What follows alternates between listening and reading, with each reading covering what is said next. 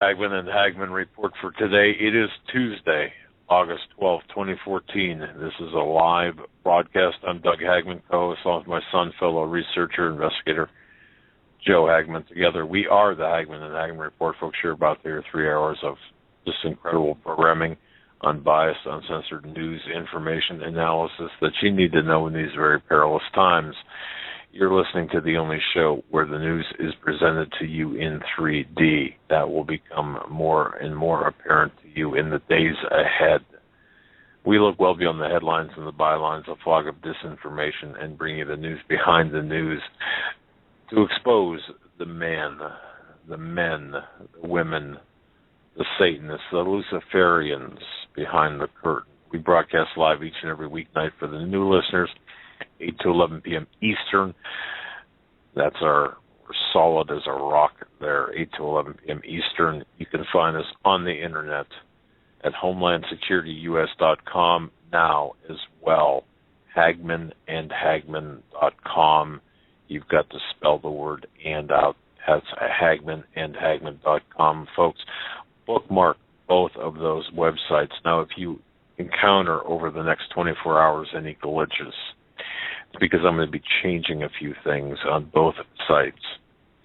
They'll just be momentary glitches, but I'm adding a lot of information, and I just want to let you know that. Now, in terms of audio, we are simulcast live by the Christians United Broadcasting Network. There, tune us in at thehagmannandhagmannreport.com. Thanks for joining us tonight, folks. Thank you for deliberately tuning into us, purposely tuning into us. We really appreciate you as an extended family, each and every one of you. We really appreciate you beyond what you know. And as I say this all the time, and I mean this, I was going through some mail today.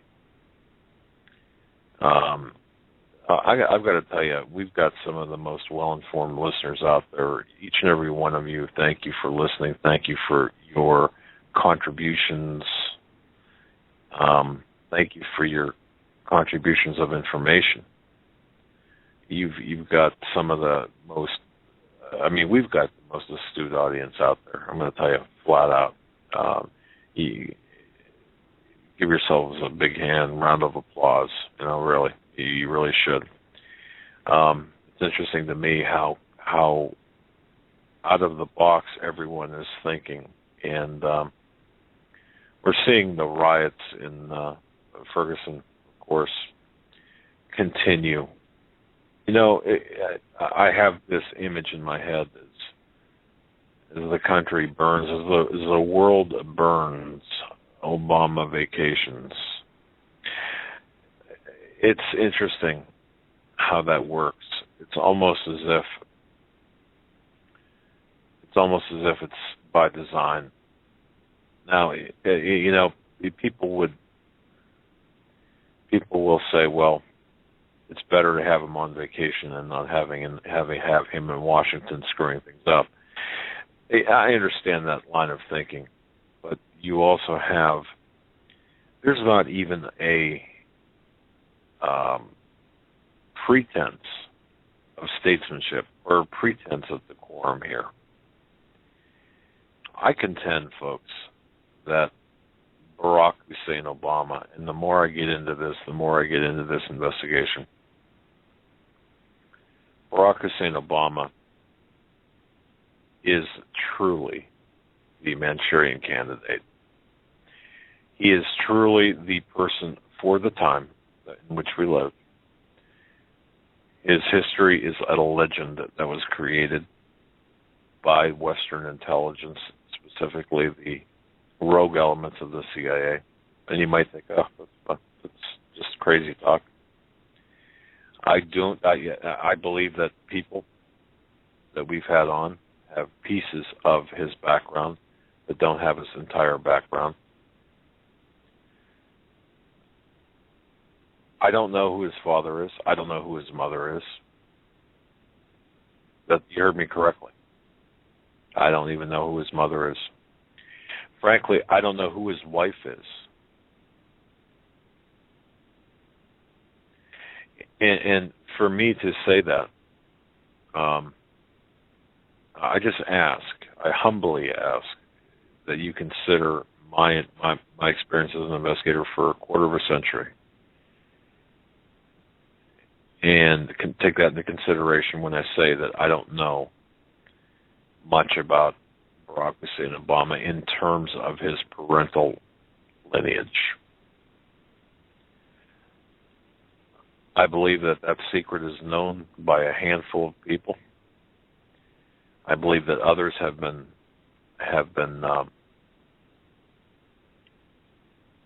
silenced through intimidation, through threats, and through complicity. I believe what we're witnessing is what we're intended to witness.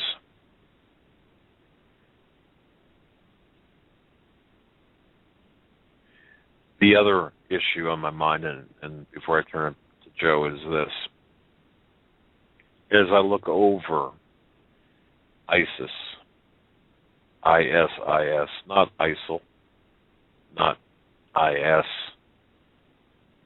but ISIS, the group, the terrorist organization. Western intelligence, and specifically the CIA, complicit with the United States Department of State, first under Hillary Clinton and, of course, next under Kerry, created ISIS, funded ISIS. And, of course, ISIS is the outgrowth of Al-Qaeda, which was a creation of CIA. But what's behind all of that? If you take a look at the group ISIS, for example, and you look at the bloodthirsty, the term bloodthirsty, we are talking a literal bloodthirst, are we not? If you look at the actions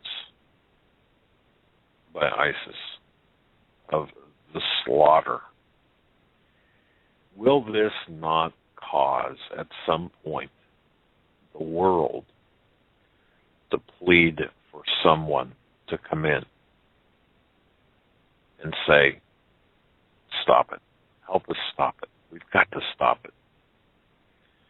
When you've got ISIS, children in half, decapitating children, drinking their blood, eating their flesh, yes, that's true, creating Christians, causing Christians to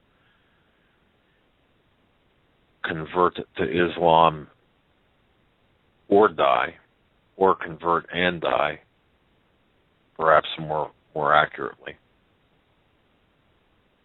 I do believe that we've got an organism, something taking place right now that's a direct result of something extremely sinister in the background, behind the curtain. Folks, we are seeing only the tip of the iceberg with respect to ISIS. There's something incredibly sinister here, incredibly evil. Not just the group, but what's behind the group. And I'm not just talking about the Western intelligence and CIA. I'm talking about what's behind those people. And I do believe that Obama is part and parcel to ISIS. To the extent that there's a level of collusion between Western intelligence, of which he is pushing and guiding, and the actions of ISIS, whether it's through commission or by omission. I believe that to be the case. And if that is the case, the evil is so incredibly deep,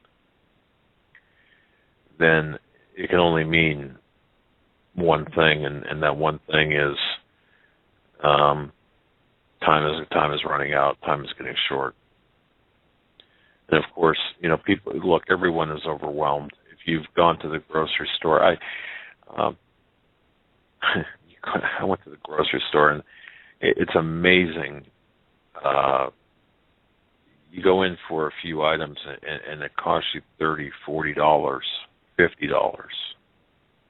You walk out with a bag or two or three. And I'm not talking about filet mignon steaks that you're buying. No, bananas and lettuce and normal stuff, things that normal people eat. Oh, man. We've got a lot on our plates, don't we? We've got a lot of just normal everyday life is coming at us like a freight train. We've got to put food on the table. The average American, the average person in the West, you've got to work 2 jobs, 3 jobs. The family income, you've got to help, support. You've got to do everything in your power to keep the lights on and gas in the cars and taxes paid or whatever you've got. It takes all of your energy. It saps your energy.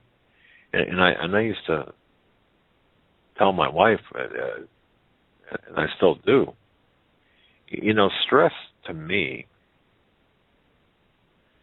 people talk about Obama needs vacations because of all the stress.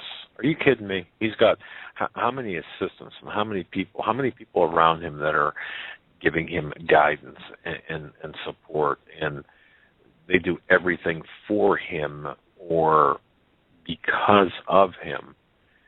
He sneezes, the doctor is right there with whatever he needs. Does he worry about his wife going to work at the grocery store at third shift, stocking shelves? No, of course not. Does he have to worry about paying bills? No, of course not. You might think, well, he's going to worry about the national debt. Really? No. And the biggest thing about vacations, well, he needs vacations because of the amount of stress in his life. No, folks, you know what stress is? Stress is worrying whether you're going to come home to a dark house because you couldn't pay your electric bill on time. Or stress is worrying about getting new tires on the car in addition to your child's health or grades or both. The stress is dealing with family issues and trying to live your life without taking the way of Robin Williams. And I don't suggest, of course, that anyone is thinking about doing that, but that's what stress is, isn't it? That's real stress. Real stress is pulling into your driveway and walking out to your mailbox and being afraid to open your mailbox for what you'll find. Oh, it's a credit card bill, or it's a gas bill, electric bill, property tax. Where does the average person go to get away from that? To work. You don't go to play golf or Martha's Vineyard.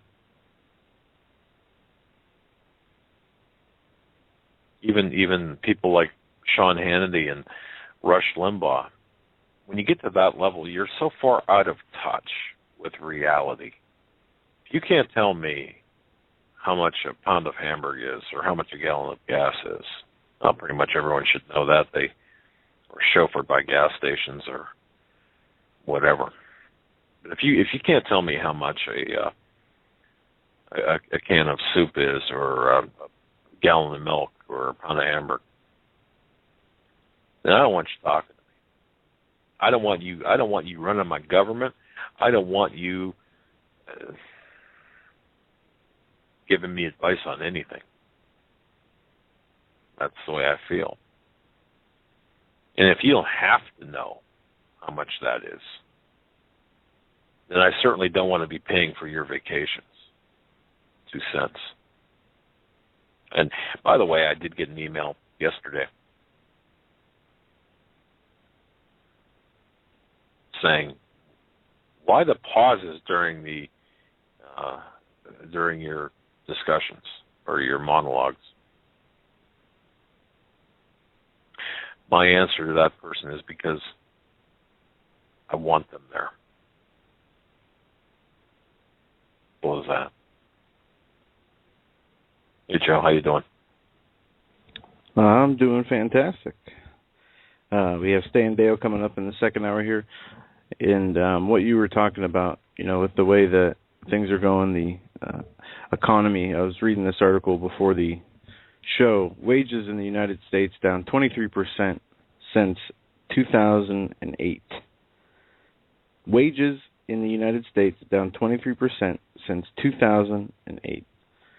While 8.7 million jobs have been regained since the 2008 recession, according to the government, they're paying much less by an average of 23%.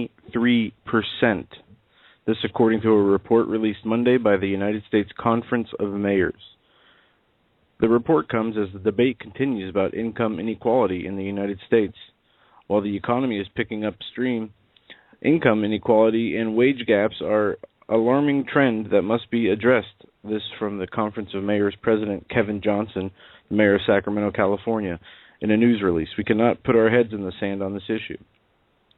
It goes on to talk about the annual wage sector in which jobs were lost, particularly were in manufacturing and construction. During the recession, $61,637 was the average wage.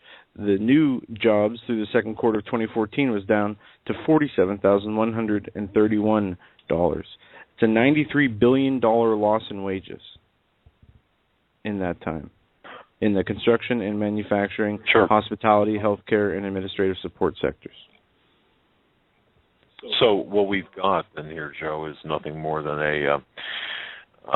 we don't manufacture much of anything here in the United States. We certainly don't do anything in NAFTA, GATT, those different treaties that... Yeah, and we set up a new one with Africa, which when we have time to get into, we'll get into. But the president, through executive order, and I don't know if we even mentioned this or not, but I'm going to grab this here, executive orders. This was on the 8th, I believe, the 5th, establishing the President's Advisory Council on Doing Business in Africa. And that came after a other action that was completed by the President on establishing a trade union with Africa. It's establishing a comprehensive approach to expanding sub-Saharan Africa's capacity for trade and investment. And in this memorandum, and it was an executive order. I don't see it listed under the executive orders anymore, but I do have it printed out over here somewhere. It talks about a few things that they're going to change and do to try to help Africa become a more stable nation in the future of the international community. Their words, not mine. They're going to build Africa up and help with its resources that it has there. Help Africa get their minerals and resources out of the ground, and at the same time do so by building up their jobs and technology sectors. This is getting continuation of our globalist government mentality and the one world government system that is coming. Well, we know what's going to happen, that ultimately the world is going to be broken up into 10 regions, of course, and the Antichrist is going to reign over the 10 regions economically, politically, and also financially. I mean, that's ultimately what's going to happen, and I think ISIS is a big part of this because you've got right now this group known as ISIS that is establishing this Islamic caliphate, and I believe, look, for example, you've got Robert Spencer, who's very good about the analysis of the terrorism, Islamic terrorism threat, and others like him, male and female, who have websites. They talk about the threat of Islam. They are not wrong. They are very much correct. They're very much on the money. Islam is a threat. Islam, by the way, is not, and I want to make this clear once again tonight, Islam is not a religion.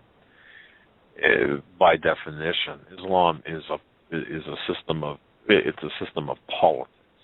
It's a political system that is classified as a religion or wrapped up as a religion itself. It's first a political system, but it's classified as a religion. Now, having said that, the people who write about the threat of Islam don't understand that Islam is not the end itself. Islam is a tool that is being used by the people behind the curtain. Islam is in front of the curtain. It's in our faces. Sharia law in the United States, for example, is being implemented little by little. It's creeping into the American lifestyle, the Western fabric of life. It's being fueled by the socialist democratic process. It's being fueled and allowed in by the paid-off federal judges, by the compromise. I shouldn't say paid off, but by those compromised in federal positions. It's being infused into our armed forces and our military.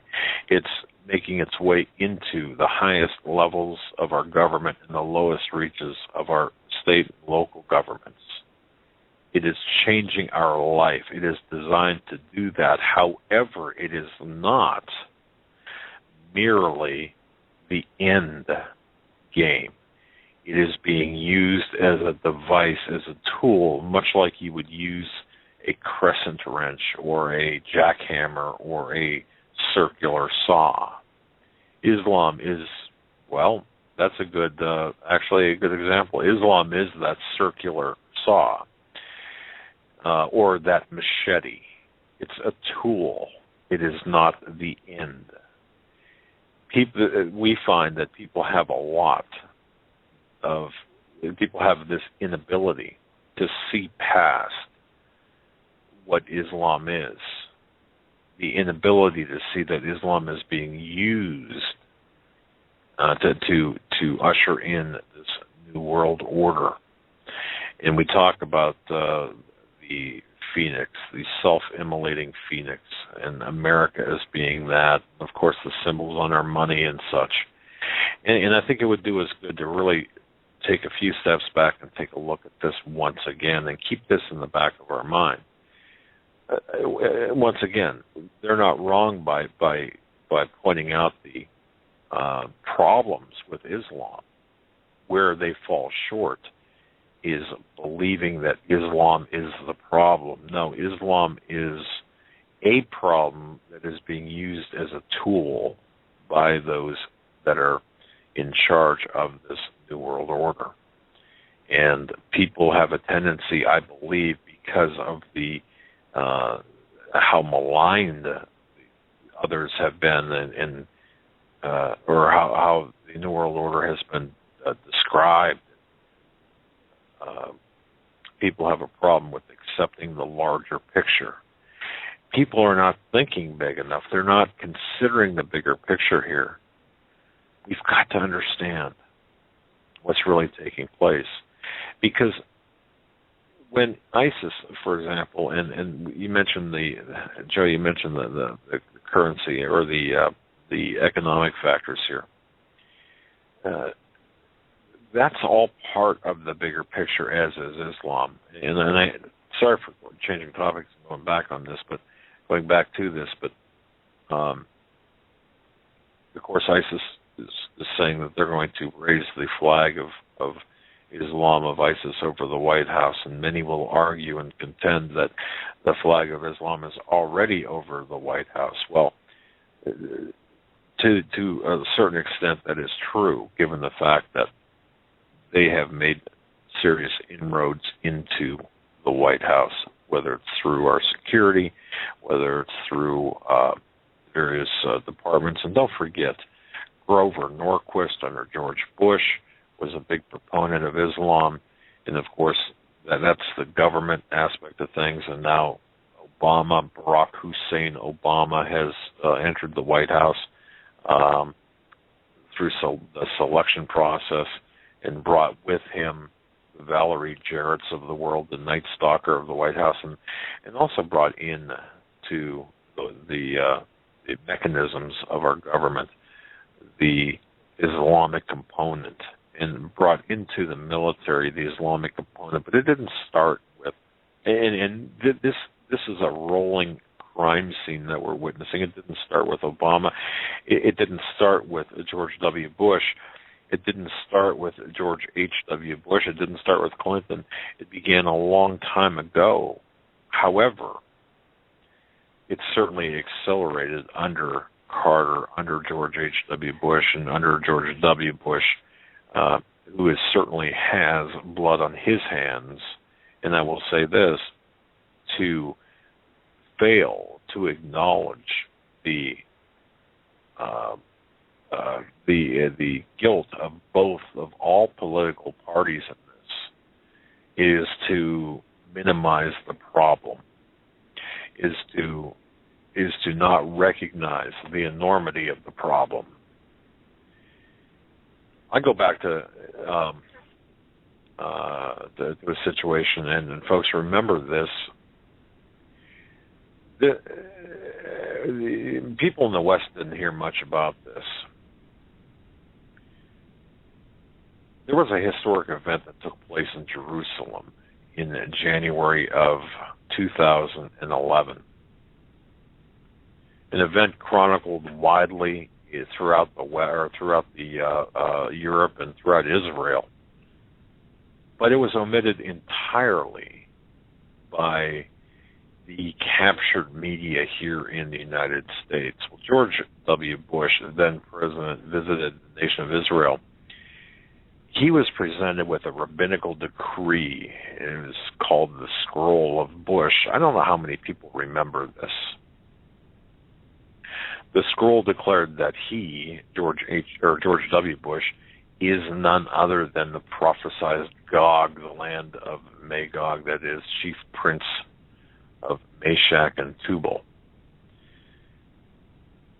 Don't forget, even as America's economic crisis was growing at that time, hundreds and thousands of people were losing their homes due to mortgage foreclosures, the mortgage fraud. The U.S. stock market was going quite down quite a ways.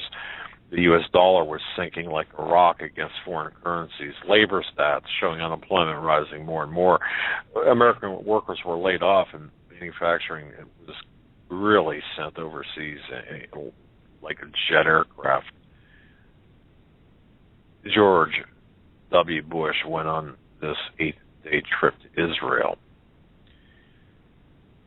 In a way, it can be compared to Emperor Nero at that time. As Rome burned, Nero reportedly fiddled, and this callous and indifferent George Bush left a desperate country and people gasping for breath to go to the Middle East and consult with these rabbinical leaders on certain things.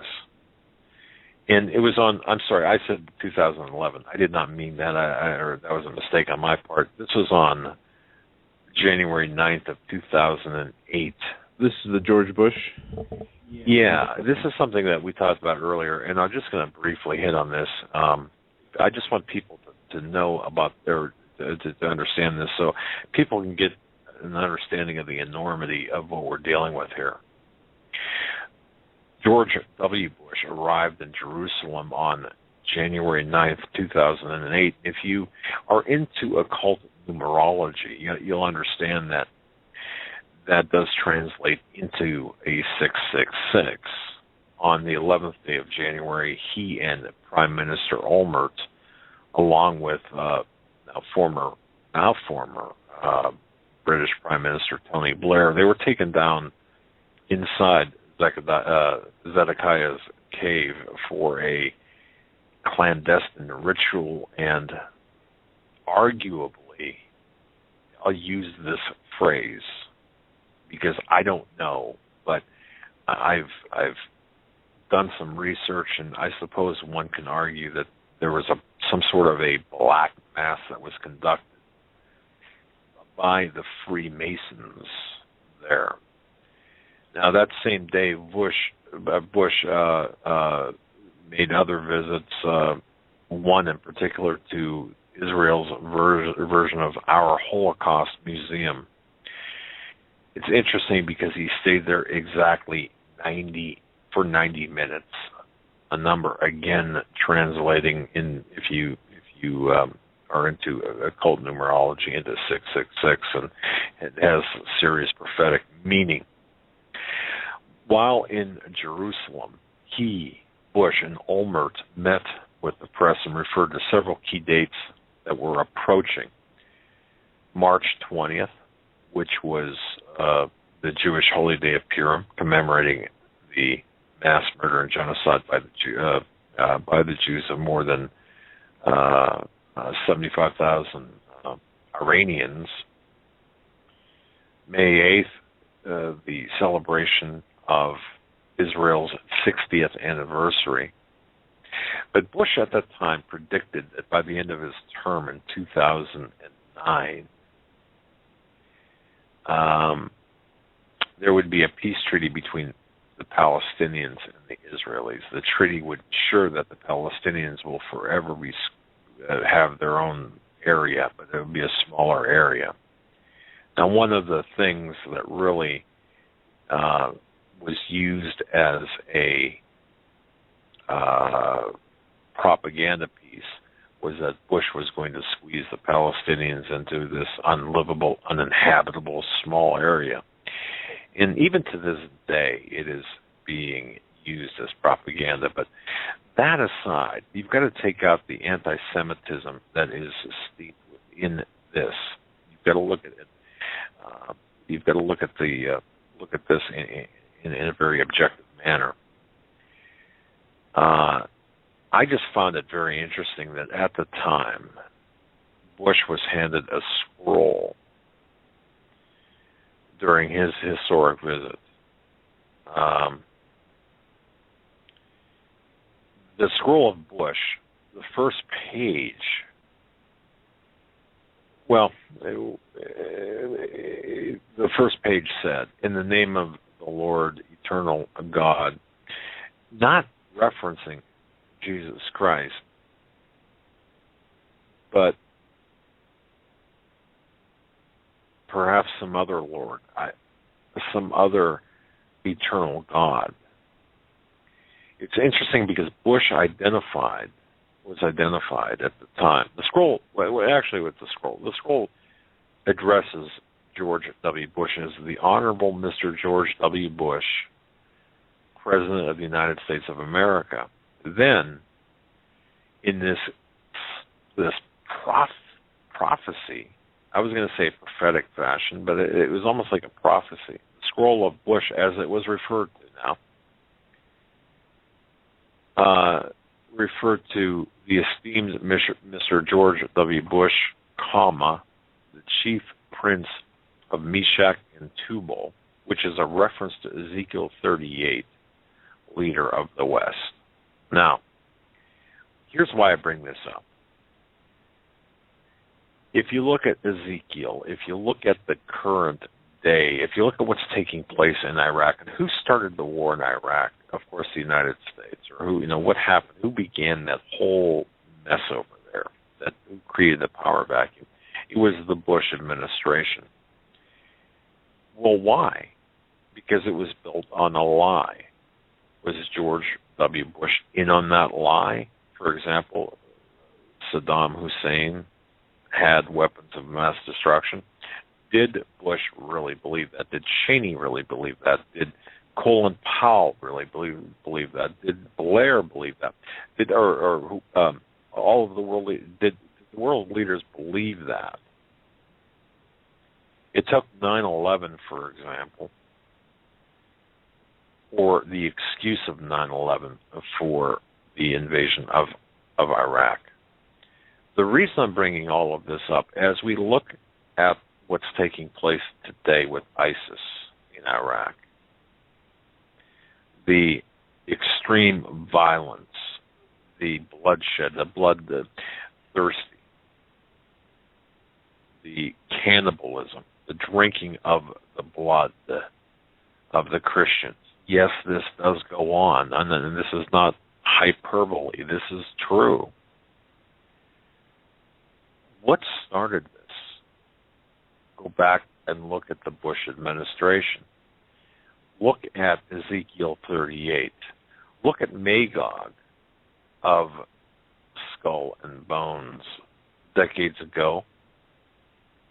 You've got to understand this goes back, that what we're seeing today goes back decades. George Bush Sr., George Herbert Walker Bush. Don't forget, ladies and gentlemen, and I don't want to be gross about this, but in the Skull and Bones society, and I had to verify this for myself because I did not believe this,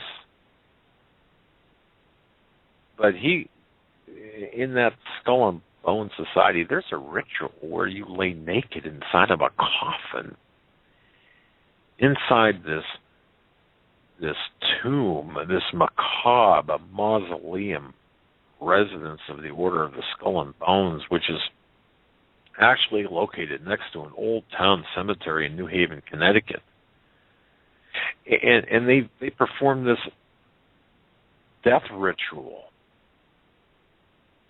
And, of course, this death ritual raised George Herbert Walker Bush, or whoever the person would be in this order of initiation, from the sarcophagus. They gave him, as they do all initiates, a new name. George Herbert Walker Bush, believe it or not, was given a name. Ladies and gentlemen, do you know what that name was? George, you want to say? You said George. The first. I'm talking about not George W., but his dad. Yeah, wasn't it Geronimo? Magog. Okay, I haven't heard that. Yeah. So, anyway, look, we've got well over 300 million people residing here in the United States of America. There are so many people who listen to us overseas in Europe and throughout the world, throughout the West. The reason I'm bringing all of this up is we find ourselves today in a position where the West will be begging for a savior of sorts to save us from the absolute, horrendous, unspeakable atrocities of ISIS and the very entity that was created by our own hand. To understand its creation, to me, is so important, because that way, understanding its creation and understanding the role played by not just Barack Hussein Obama or George W. Bush, but the roles played by George H.W. Bush and all of the people surrounding each of the selectees who became occupants of the Oval Office. We need to understand this, or it helps us. Once we understand all of this, the pieces of the puzzle, then we can understand how, when they say even the very elect will be deceived, when we understand the eccentricities and intricacies of the lies before us, then I believe that we'll be able to understand how even the very elect can be deceived and will be deceived. You've got to look at the whole picture. You've got to look at the entire timeline. You've got to look at all of these little rituals that make up the big ritual. You've got to look at all of these little groups that make up the big groups. And more importantly, you've got to look at who's really pulling the strings of the world, or who's really moving the chess pieces on the world stage. What hand reaches from behind the obvious player or players at the chessboard? What hand reaches from behind them, behind the curtain, to move the chess pieces on this three-dimensional board? Go back and look at the scripture. Go back and see Ezekiel 38. Go back and look at all of these various elements, how we got to this point in time, what happened with Iraq, what happened with Obama, or what Obama is doing, and what happened with Obama, what happened with George W. Bush, and every person in the White House over the last. It doesn't matter how far back you want to go. You can go back as far as you want, but when you see it all together, you'll understand that these planners, these satanic Luciferian planners, have had this in the works for a long, long time. And their plans are backed up by other plans, backed up by other plans.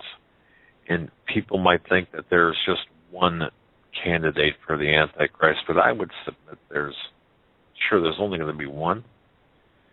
But, they leave nothing to chance. I'm sure there are backups upon backups upon backups. And the last thing I'll close with is this.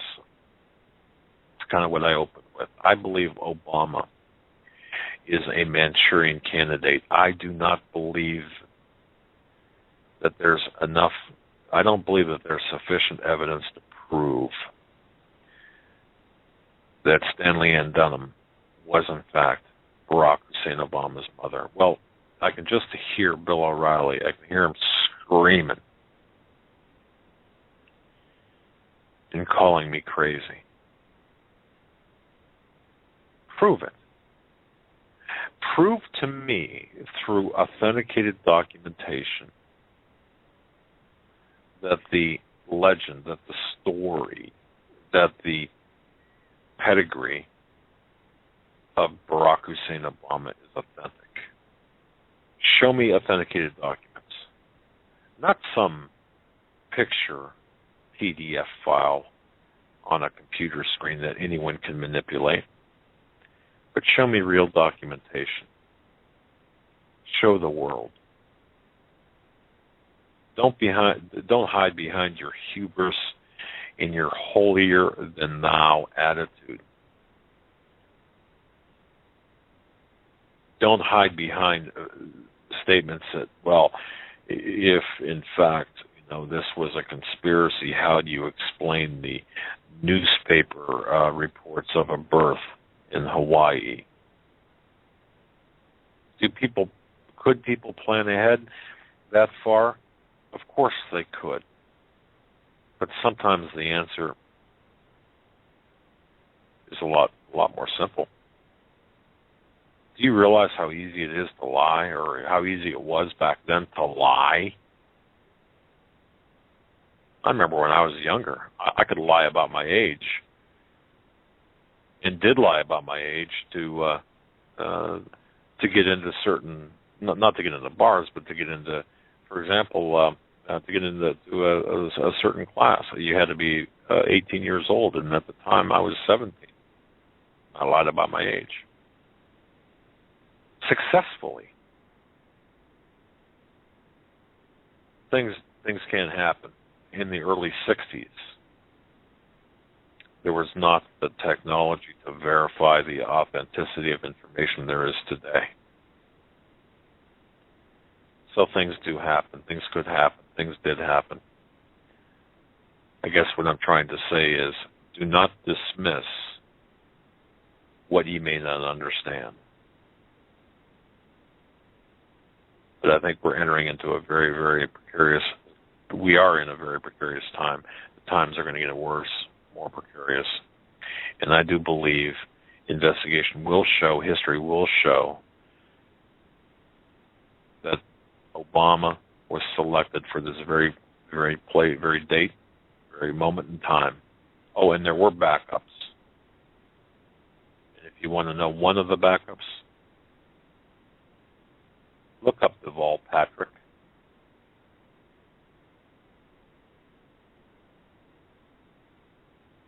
That, ladies and gentlemen, is my opening statement.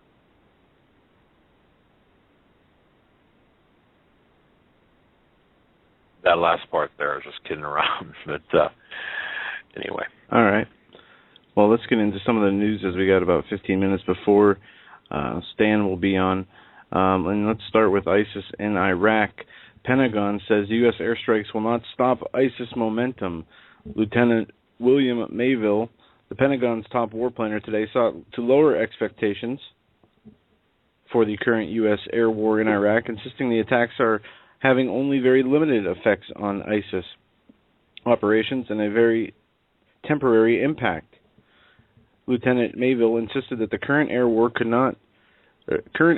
not mean ISIS was contained or even that its momentum was effectively stalled, and that current strikes are mostly focused on keeping ISIS from moving directly on Erbil. This is the city in Iraq. When President Obama first announced the new air war Thursday, the strikes were said to be focused on stopping the Erbil offensive through the broadening the goals of the war considerably, aiming to protect Baghdad, stopping ISIS from taking key infrastructure, and preventing ISIS from maintaining its caliphate. In the context, General Mayville's comments must be seen as not only tempering expectations, but also laying the groundwork for further escalation of the war and advancing the narrative that the already large U.S. presence is insufficient for those growing goals. In another article, it goes on to say Iraqi militants changing tactics, complicating U.S. airstrikes missions. Islamic militant forces in northern Iraq appear to be shifting tactics in the face of the newly launched U.S. airstrike campaign, defense officials say, posing a new challenge to the Obama administration as it seeks to at least slow the terrorist advances. According to the now Islamic State, IS was behaving like a well-organized army, moving the strategic intent and pursuing military objectives. Now, officials are seeing at least a partial shift to classic insurgency tactics as militants begin to blend in among populations, making the targeting more difficult. So expect more. I saw we're sending some other personnel over there. What was it, 826 or 126? I forget what the title was. It wasn't soldiers. It wasn't policymakers. I'll have to find the article. But also in border news, moving along here, the Department of Homeland Security and the White House broke the law. This in a new article from today. The Obama administration broke the law when it released thousands of illegal immigrants, more than 600 of whom had criminal records last February, as a result of poor planning.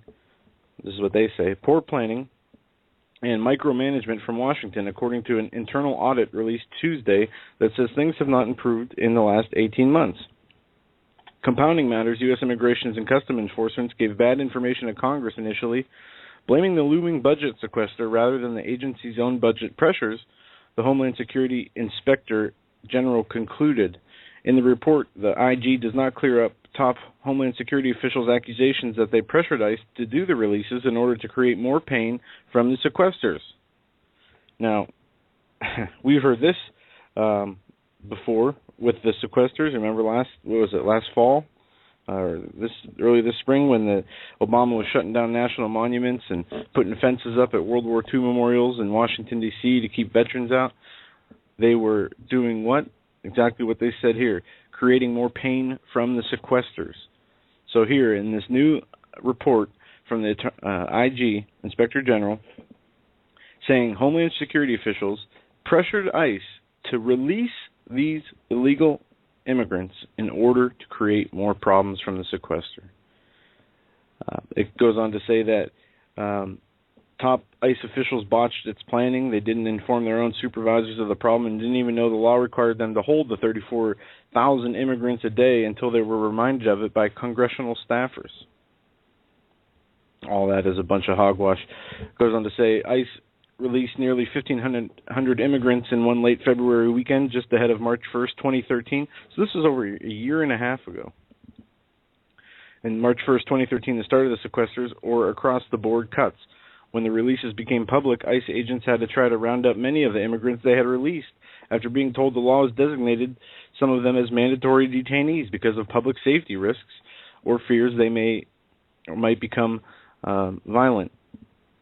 And it goes on to tell the story from there how hundreds of thousands of illegal immigrants have been released, from the Department of Homeland Security's orders to the administration's orders to Border Patrol, following along these orders, releasing these people into society, and many of whom have committed subsequent crimes after being detained and released, and now are detained again. This from the economy and financial news. Janet Yellen determined to avoid nightmare scenario. Approaching a historic turn in U.S. monetary policy, Janet Yellen has staked her tenure as chair of the Federal Reserve on a simple principle. She'd rather fight inflation than another economic downturn. She'd rather fight inflation. Think about that. I mean, it's an oxymoron. Inflation is part of an economic downturn. It's like, I don't even know what a good analogy would be. When you get your car filled up and you stop at a rest stop after a long drive on the highway and you still have a couple hundred more miles to go. You got to get the bugs off the windshield. You got to make sure your oil's okay. You got to put the gas in the car.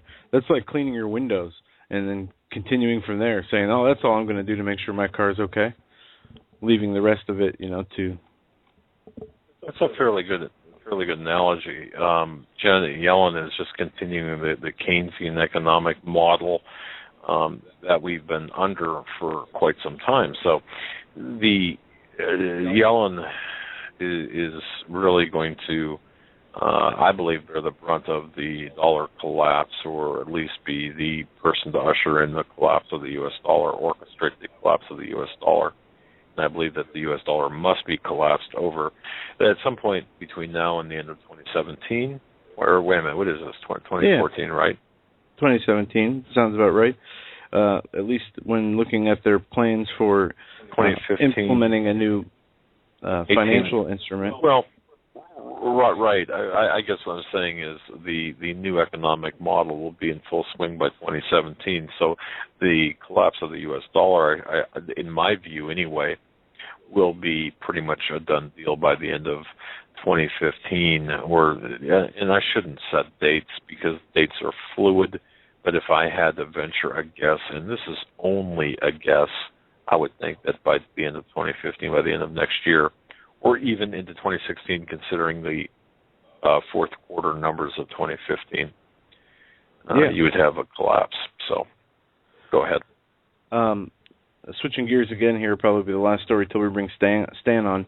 With the Ebola scares and the disease going around, I knew it would be sooner than later that this would come out. Biowearables could give real-time disease updates.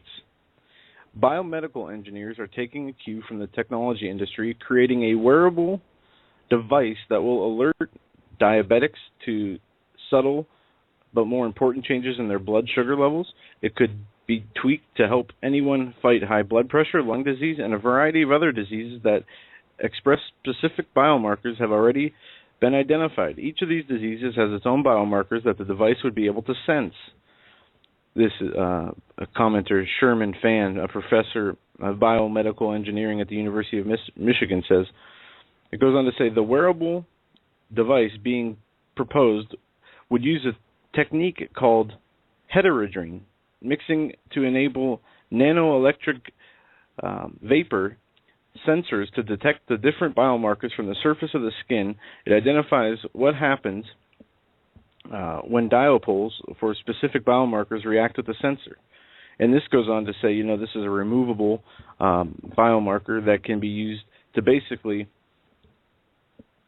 prevent or treat, mitigate, and detect different changes with your body, with your if you're diabetic, with your blood level, or with the blood pressure, with your blood pressure.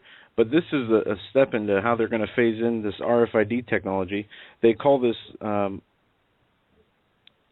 oh goodness, I just stated it.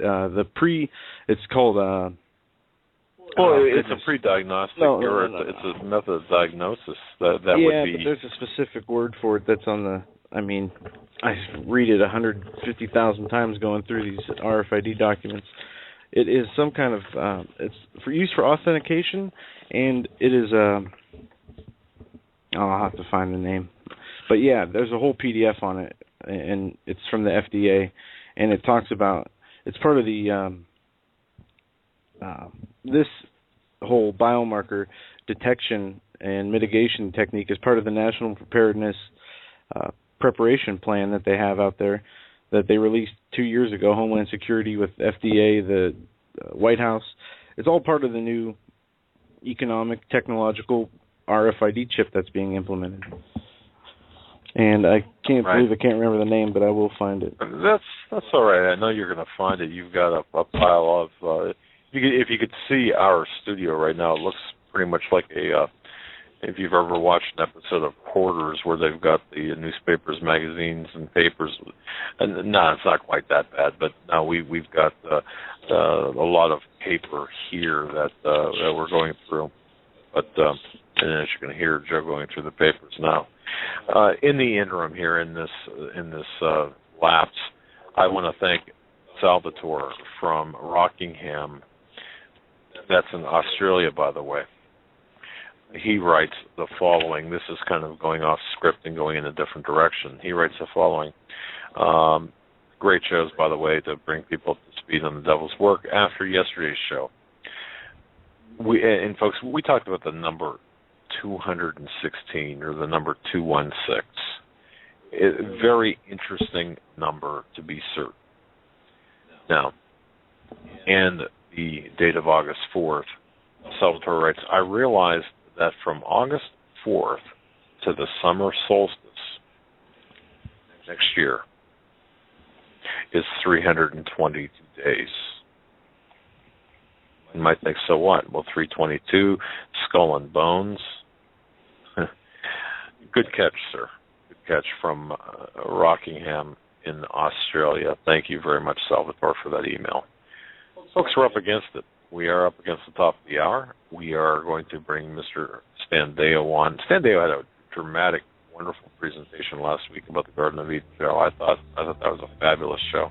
Yeah, it was. And I think he's going to talk about what his other presentation was about today. So we'll be right back after these short messages. You're listening to the Hagmann and Hagmann Report on this Tuesday, August 12th, 2014. Stay with us.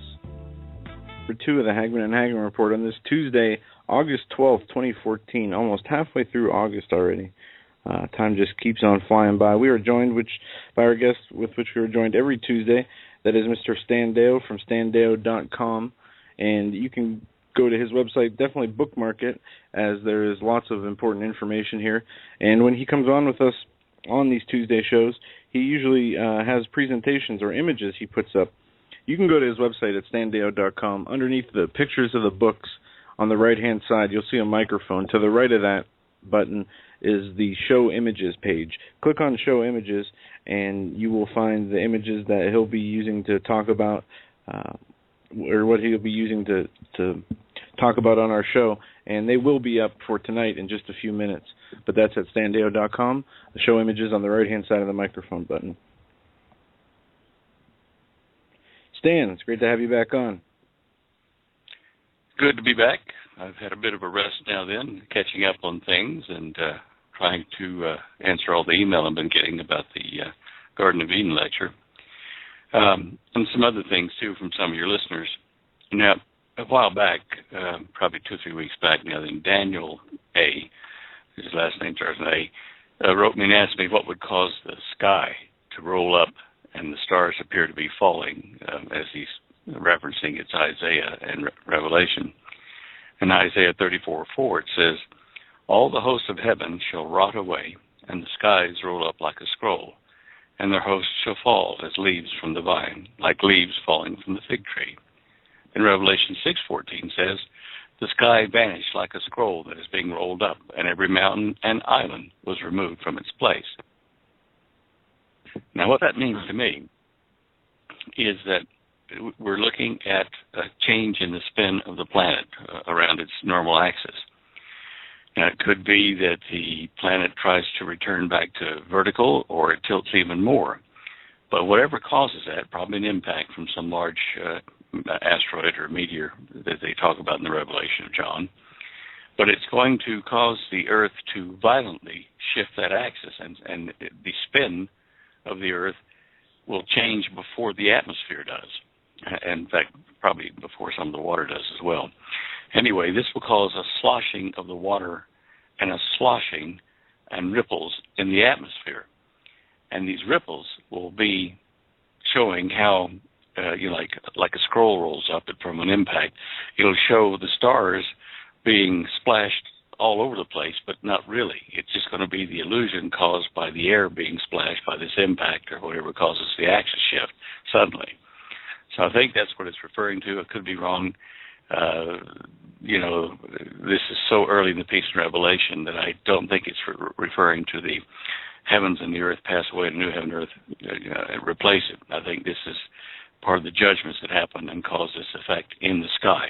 So just remember, the atmosphere can look like a lens, and when you warp that lens with shock waves and things from incoming or from changes in the spin, when you do that, it causes the oh dear, hold on, let me get that. I'll get it, Stan. Thank you. Anyway, it causes the illusion that you see there. I was looking today at Drudge Report.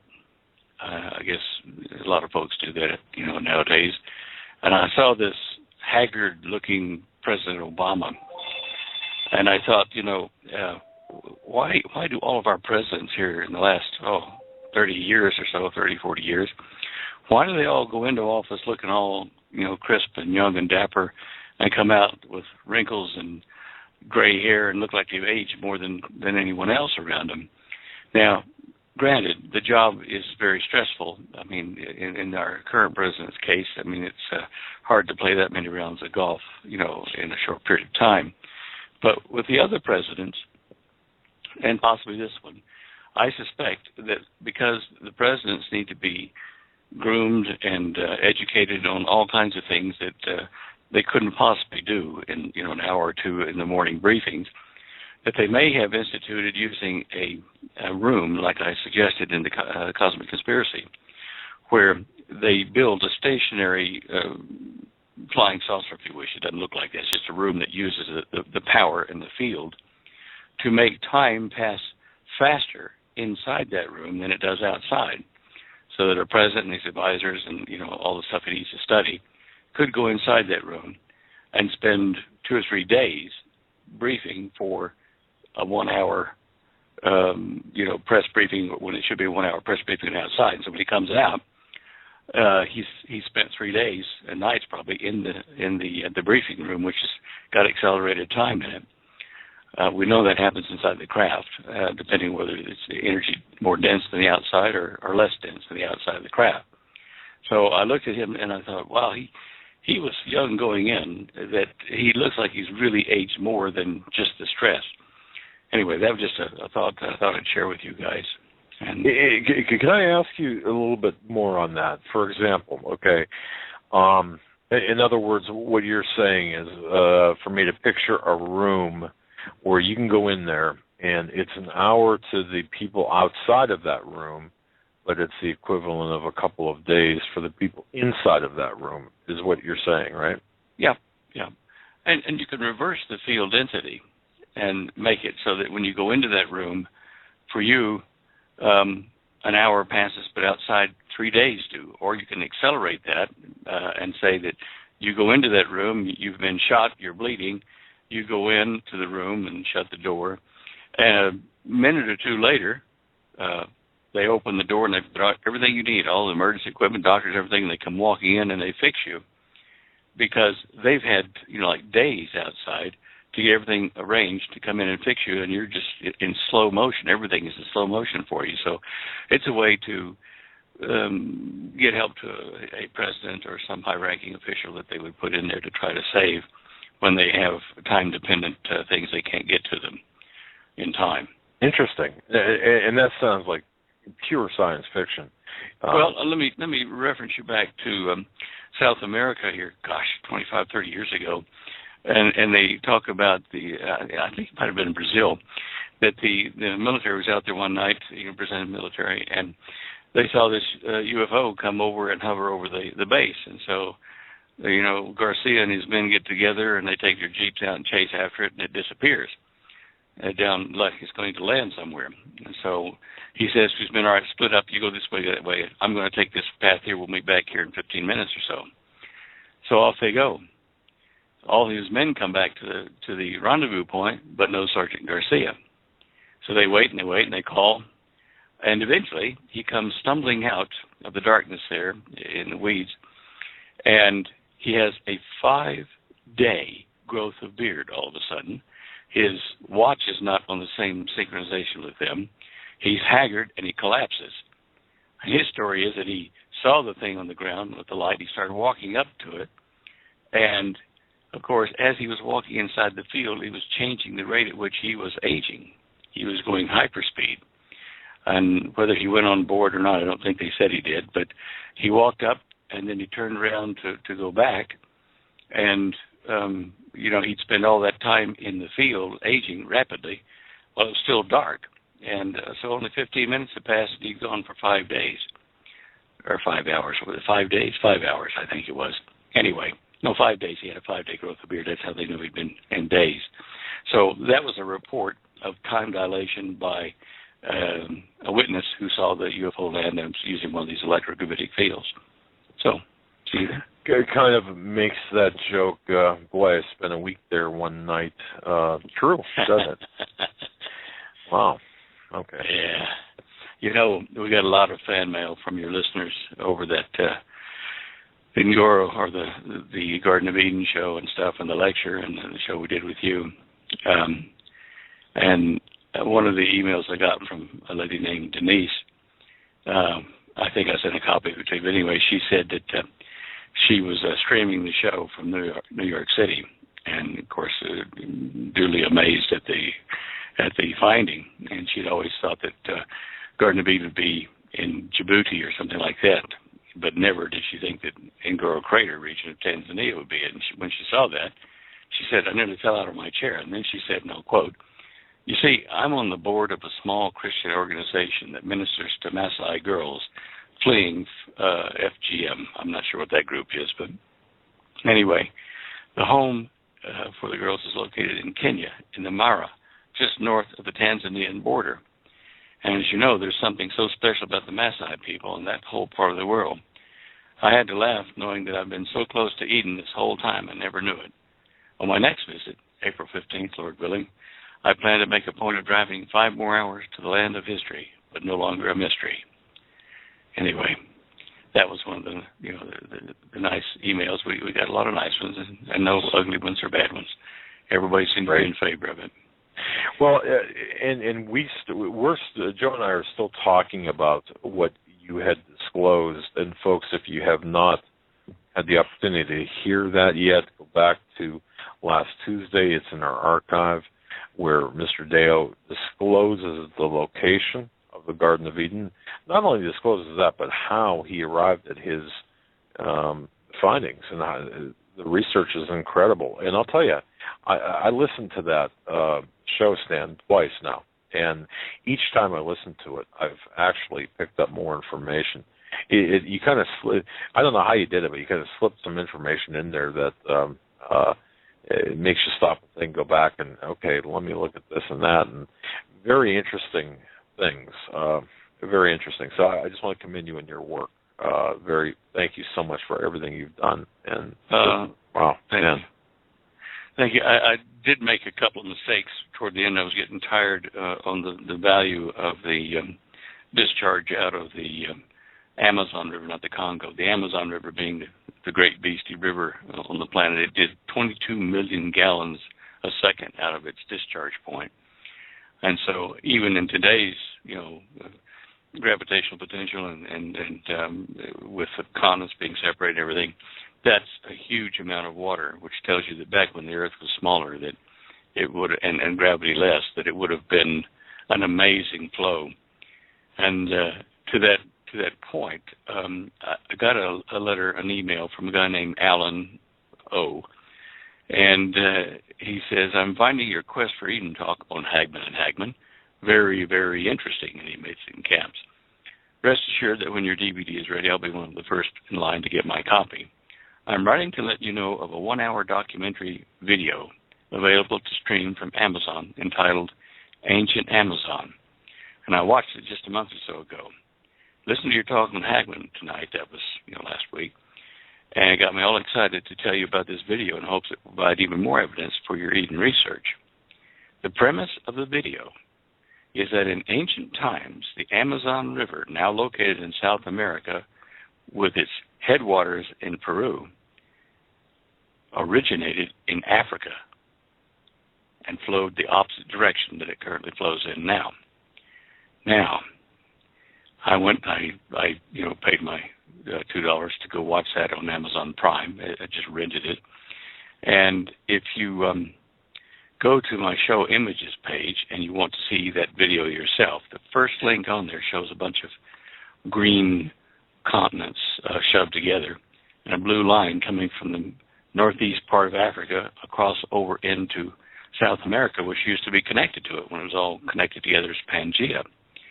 And that is interesting. I mean, that is just fascinating that the river would flow one way and then the other. And the documentary, I watched it, and it did show how they discovered that the river had once flowed backwards to what it is now before the continent split, looking at the strata, and at fossils and all kinds of stuff that scientists do and that sort of thing. But it was really quite encouraging for me to see that, because it was another thing that told me that the waters that the earth had primarily came from Africa and the highlands there. That was kind of where all the high water source was, coming up through in Africa, in the Great East African Rift and in the Lake Victoria area, and just west of there where this river started to become the Amazon River.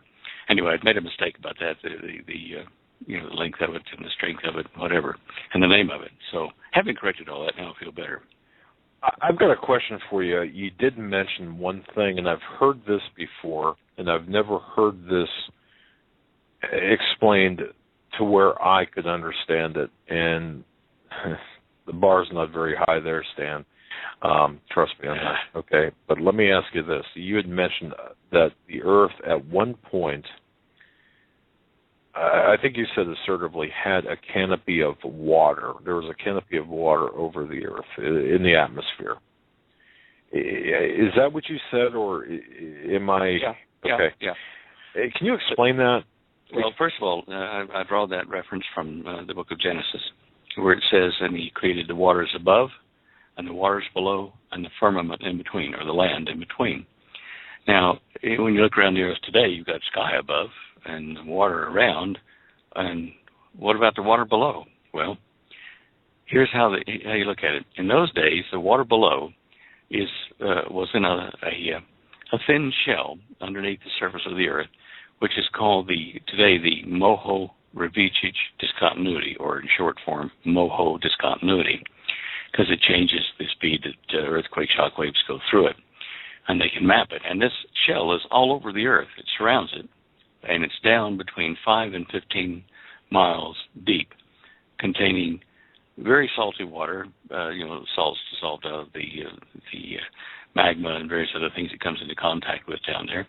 It's hot, and it has about 3 times the density of normal water, a little over that, in fact.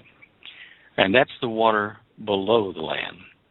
Now, the water in our oceans wasn't in our oceans in the early days, before the Garden of Eden, or before the flood even, because they were the waters were suspended either in the atmosphere above us as a kind of a very thick but not a white cloud. It was like a lens of water, and the rest of the water was down underneath the landmass.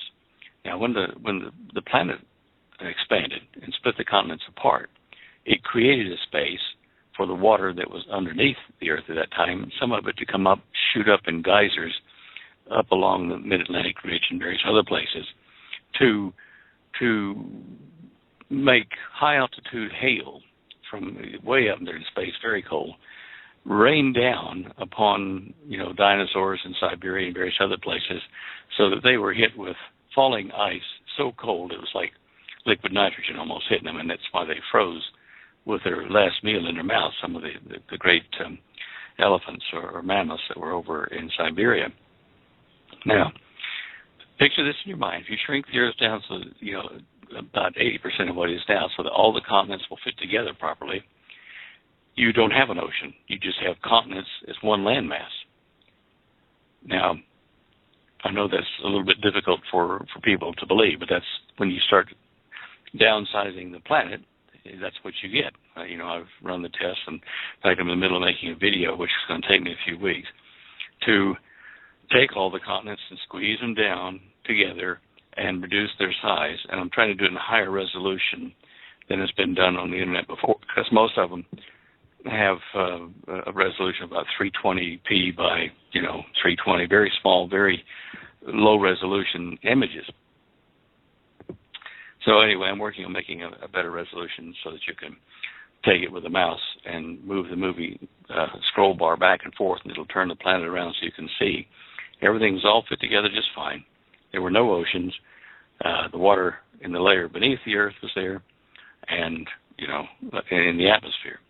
Now, if you think about it, before the flood, before the planet exploded, or not exploded, but expanded into this present size it is now, before that time, men lived much longer. And you think, well, okay, why? There were two main reasons. Other than probably eating healthy, the other two reasons were that we had a shield from the ultraviolet light and from gamma radiation stuff in that water mist upper orbital shell. And it was also so thick with water, it wasn't like condensed into droplets that, like clouds. You were looking straight through into the heavens, and it was like a gigantic spherical lens around the entire Earth. And the people on the Earth looking up through that were able to see things further away as though they were close. The star formations, everything were much closer, which is probably, why some of the ancient tribes in Africa and whatever, the Dogon tribe, could see stars that you can't see without a telescope. They had it in their records for so long. They would have had to have gotten that information just after the flood occurred, before the expansion of the planet started. Because after the upper atmosphere condensed and became rain, that was the first time they had rain. When that happened, then you lost the lens effect. And you also lost protection from the ultraviolet light. And there was another thing, too. Gravity was less at that time than it is now. And there have been a number of articles written here of late, scientists looking at our estimations of how big dinosaurs were able to, like 20 and 30-ton dinosaurs were able to move around at all because their bones are not strong enough to support that. And so they've used formula to estimate the size, the thickness of legs and arms and muscles. And of late, there's been a challenge to that, saying if you apply that same formula to, say, an elephant now, to a skeleton, it produces a much bigger, fatter elephant than is there in reality. So even allowing for what happens there, with that new formula, the dinosaurs, probably the big ones, were still up around 15 to 20 tons instead of up, like 40, 50 tons. Now that's a lot of meat, and to move it around and to have the battles that you see in the movies and stuff, something had to give. I mean, they just didn't have the musculature and the bone structure to support it with current gravity. So in my research, which I'd actually started before I even found the Garden of Eden, I used some formula that are fairly standard formula for angular momentum and inertia and things like that, to see what would happen to the Earth if we put it back to 80% of what it is now. And instead of having, a distance from the surface of the Earth down to the center of the Earth of 3,959 miles, we'd have a distance of only 3,167 miles, which is 80% of what it is now. Well, that changes. If you leave the same amount of energy in the spin of the Earth as it is now, that changes the length of day even more than I thought, when I was first doing the Garden of Eden lecture. It makes the length of the day somewhere around 15 to 19 hours. In this figure here, it's 15.36 hours in the length of a day, which means a year is nearly 562 days in a year of our normal days now. Having said all that, you can go to that show images page and you can see that on the second line first thing, there's a little squiggle that looks like a spreadsheet, which it is. You click on that and you'll see the formulas that I used. When I determined how much the centrifugal force had offset the force of gravity in the smaller Earth, it showed that gravity was about 1/3 what it is now. To be exact, 32.77%. Now, the other day, I was reading up on the dinosaurs and this reports on their bone structure and whatever, and there was another very learned article written about it showing, equations and calculations to say that for the beasts that had those skeletons to survive, that the force of their weight had to be 32 to 33% of what it is now, which would mean, of course, gravity has to be that. So within 0.5% or so, I've come up with the same conclusion that he came up with by just looking at the structure of the bones and how heavy the dinosaurs were and how fast they needed to move and that kind of stuff. So I wrote him a letter. I said, look, you're not going to believe this, but my figures come up to almost the same thing you've got, close enough as need to support what you're doing. Now, I haven't heard back from him yet, but it does reinforce the thought that the Earth was smaller, did spin faster, and the centrifugal force trying to throw you off the planet counteracted the gravity to the point that the gravity was 1/3 what it is now. Now, that would have meant that human beings, Adam and his descendants before the flood, could walk around with great ease. They could leap and jump, and they could probably leap and jump a lot higher than we can now. The stress on their circulatory system and their bones and their tissues would have been less as well because the gravity was so weak. It was really quite an interesting thing and an interesting time. Even plants grew bigger in those days. And there was a change in the amount of oxygen and nitrogen, the separation of it due to gravitational sorting and all kinds of stuff. So it's a whole new field of research that a lot of us are poking at from different angles and coming up with the same answer. We've got to rewrite the way that we determine geological age and the age of the dinosaurs and the sedimentary layers, because the other evidence is overriding that and saying modern man, modern animals, and dinosaurs, even up until, probably 4,000 years ago or somewhere in that region, coexisted. And the dinosaur footprint and the human footprint together in fossilized stone is not a fake. It is real. Then in rewriting these things, we have to figure out why, when we use various gases and carbon-14 to do our dating, why those figures aren't correct. And Barry Setterfield, as I've said before, has tried to answer that question, showing that the speed of light used to be exponentially faster than it is now. If that's the case, then we live in a period of time that is catastrophic, from the Garden of Eden to now, in catastrophic events, not gradualism, not millions of years for the continents to slowly drift apart 1.5 inches a year or whatever. That's rubbish. That might be happening now, but the original impact was such that the land masses split with great force and catastrophically and shoved India up into what is now Iraq and Iran, and into to form the Himalayas between China and India, and to form Indonesia and spin Australia clear off of the side of India down into where it is now, shove the South Pole down to where it is now, break Madagascar off the east coast of Africa and shove it down to where it is. It was a catastrophic event. And so what we're trying to do now is put it all back together to show how it was in the beginning and how it proceeded forth Excuse me. Anyway, that's what that informant is all about. For you math geeks, you can go have a look at that and pick holes in my argument. But it is important to the argument about the dinosaurs. And if you go look at that show images page on the top row in the middle, you see a picture of dinosaurs. And there's some very good articles on David Esker's Dinosaur Theory webpage.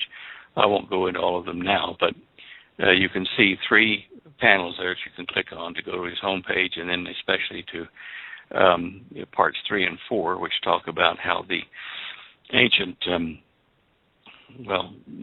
dino birds could fly with such huge wingspan and such huge weights, where they couldn't do it today in our atmosphere and our gravity. And also it then goes on to talk about the weight of the dinosaurs in part 4 there, and how they could support it or how they couldn't support it in the modern world. Now, if you go back into the top row first image there, it says, click here to see links you should visit. And that's where we went a while ago to look at the Amazon River coming from Africa over into South America, all the way to Peru. But if you look down there, down toward the bottom, the very 2 bottom pictures, they are showing dinosaurs that have been in carvings that are thousands of years old. And these dinosaurs are not skeletons, they are real. You can see, I think it's called a stegosaurus, I'm not sure, but in that one there, the second from the bottom, it's got those fins up its back. And if you click on that, you can go over and see more about it in the website where it came from. Yeah, it is a stegosaur, Stegosaurus stenops. And, you got to wonder how they knew what it looked like if they didn't see one. We're still arguing about how much fat goes on the bones of a dinosaur, how much muscle. And here's a carving of one, probably to scale half of it. And it does look a little slenderer than we thought, but they had to have seen it. And this is while humans were on the earth over in Cambodia. And there are places, like even the Anasazi carved pictures of a long-tailed, long-necked dinosaur, probably one of the herbivores. And it's in the Bridges National Monument in Utah. You can see that picture there, and you click on it, and there's a whole page full of either artifacts, like little carvings of things to hold jewelry or food or something, and then toys for the kids to play with, and then that Cambodian thing again, or decoration on the wall that show dinosaurs of all kinds. And again, if you look at these ancient drawings or carvings, they couldn't have done it without seeing the actual animal. With all of our science, we cannot accurately, describe these things. We're getting pretty close, but we could not for the longest time because, we had to develop formulas for muscle tissue thickness and fat and skin and agility and degrees of motion, all that kind of stuff. But this is just telling us that, look, we may not have all the answers as to why our timeline is out and why the way we measure geological events is incorrect. But these things tell us positively that the dinosaurs were prevalent when man was on the earth and after the flood even. So this is worth study, and I'm trying to get that idea out into the scientific community so that people will say, oh, all right, well maybe that's worth having a look at. I think back in June, July, there was an article put up on the website. I put a link to it. It's the second one down on that page, that show links page, showing the dual north-south poles on the Earth and in the sun as well. Now, I've addressed this before on the show, but I'm going to do it again. When this happens on the sun, it takes a few weeks between flipping of the North Pole at the top of the sun to the one at the South Pole flipping. Sometimes they reverse their flip order. But when they flip, in the top half and the bottom half of the sun, it shows us there are 2 poles. There's a plus minus, a north-south pole that's vertical in the northern hemisphere of the sun, And the opposite of that down in the southern hemisphere. So there are 2 north and 2 south in the sun's interior at any point in time. Now, they can shift and flip independent of the other. So when you look at the picture to the right there, which shows the latest NASA images showing the magnetometer readings for the magnetic field of the Earth, you see 2 north poles and 2 south poles on our planet. Now, does that mean that that we're going to see a northern hemisphere flip where we have a north-south magnetic pole, 2 of them, the north-south pole, flipping around in the northern hemisphere and one in the southern hemisphere? It is possible. From looking at this image, they show the dark blue lines being 1 pole in toward the center of the planet. It could very well be that we're going to see the same thing that happens in the sun happen here. And there's some logical reasons for that in the way that gravity and magnetism really work, which is a subject of a paper I've been writing for 2 or 3 years now. I've been slack getting it finished, but it is there and I understand it. We may be about to see a pole reversal, a magnetic pole reversal right now. I mean, soon. Not days or weeks, but I'm saying in the next decade or so, we would see that. And this magnetometer, plot that NASA made available does indicate that. It's just extraordinary to see that we have 2 north-south poles right now. And we also know that the North Pole has been moving, wandering at twice the speed of the South Pole. So our northern hemisphere North Pole and its shadow companion South Pole up there in the northern hemisphere may flip before the bottom does. And this could cause an instability in the core of the planet, the rotating, spinning magnetic core. It's compressed, very dense fluid and metal at that. And if that gets turbulence in it, it'll form nodules as it reestablishes itself into a stable spin. This may cause the actual physical spin axis of the Earth to again wobble in some different direction or to suddenly jerk in another direction. I've seen it when I've played with these tops. They got string on them. In the old days, you could throw the top down the ground, right, and the string would make it spin very fast. You'd watch it, and for a long time it'd spin vertical. Then you'd see, it's starting to get tired. It's starting to slow down, and you'd see the occasional off to the side. It tilts off the side and then straighten back up, and it goes straight for a while, and then again it'll do that. And these were because of small little differences in weight in that top around the spin axis, causing this irregularity. And periodically it would all add together and cause that top to do a little jig and then straighten up again. We may see that with the Earth itself. And what would that, the observable or the perceptible ramifications would be what, Stan, specific? Well, first of all, the magnetic shift will definitely be observable, as the North Pole won't be where you think it is on your magnets, your compasses.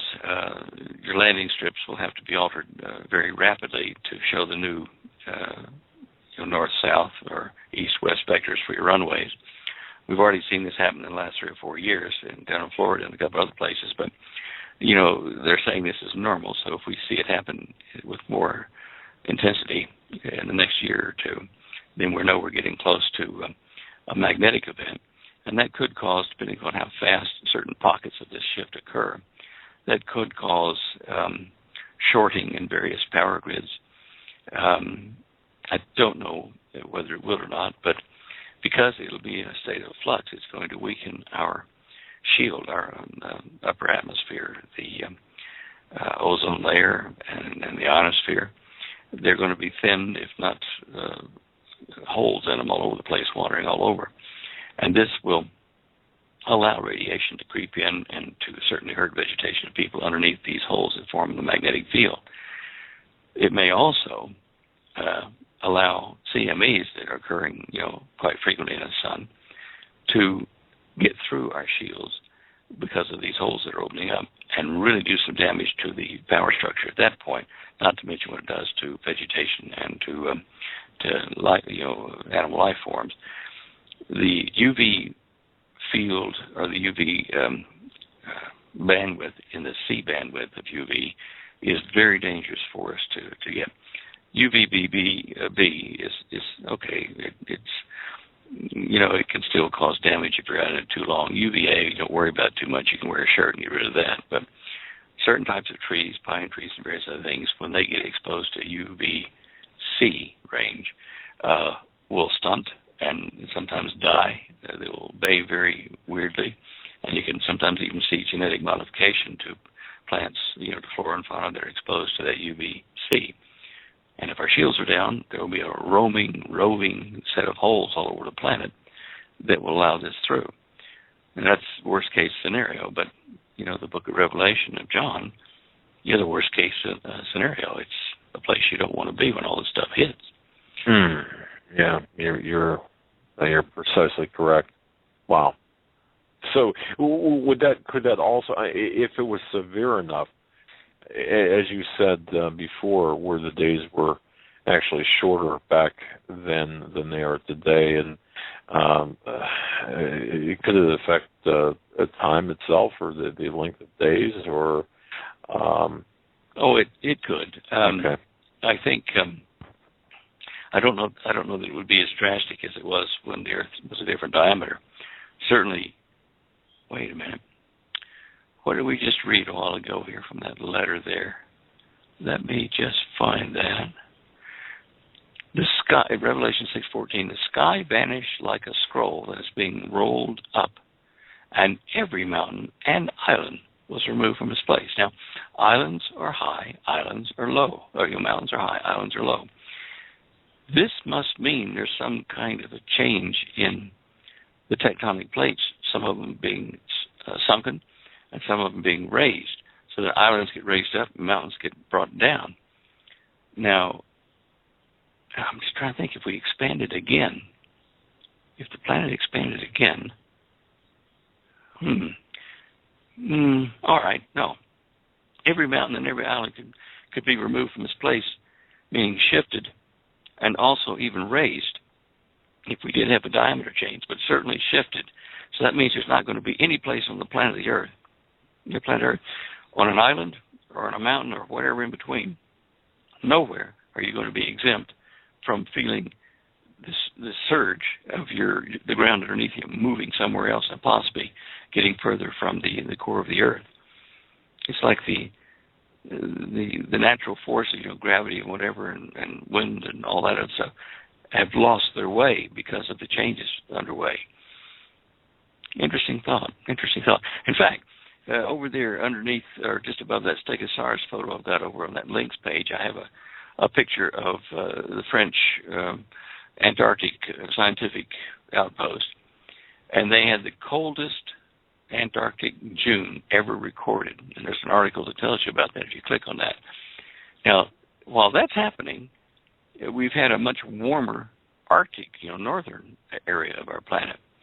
This usually happens in like copper conductors or something like that.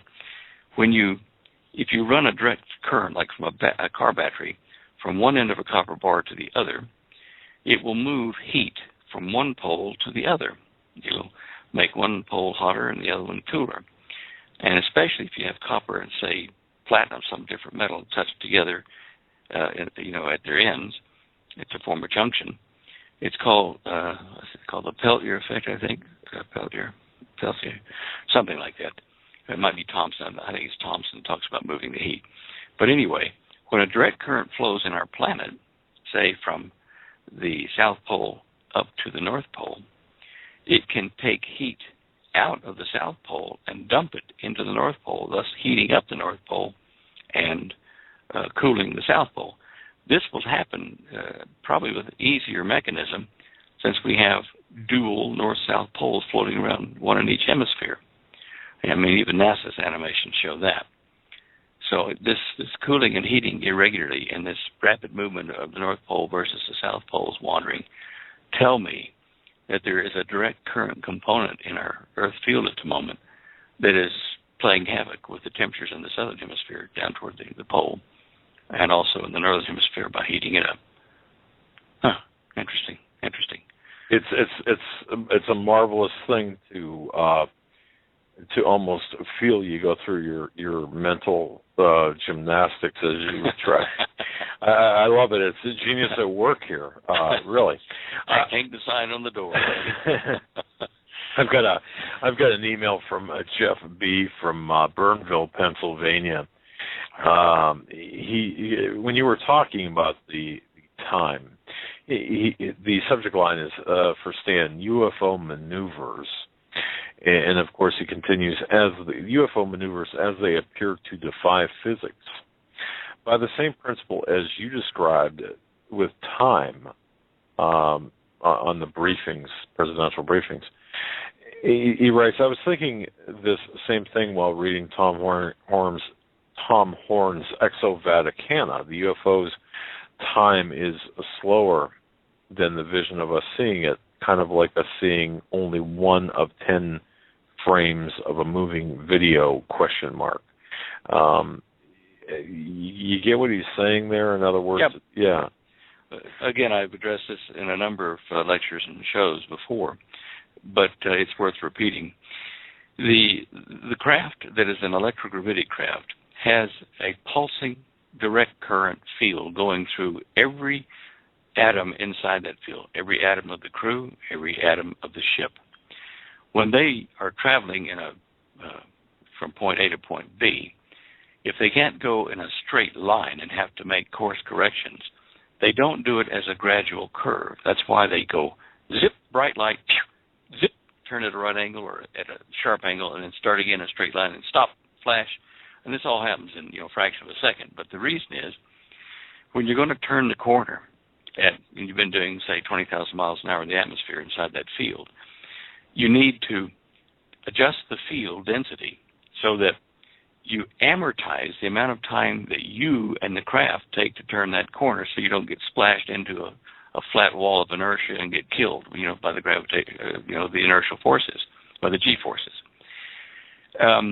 In the craft, you could be in the craft, and the gong could go off saying course correction coming, and okay, who's on coffee duty today? Some go pour the coffee, sit down, have a game of cards, look out the window at everybody outside, just, at a different time rate than you are. They are like slow. And to them, you're a bright light coming up to a stop, pulse of bright light, and then off in a sharp angle from there to some other destination.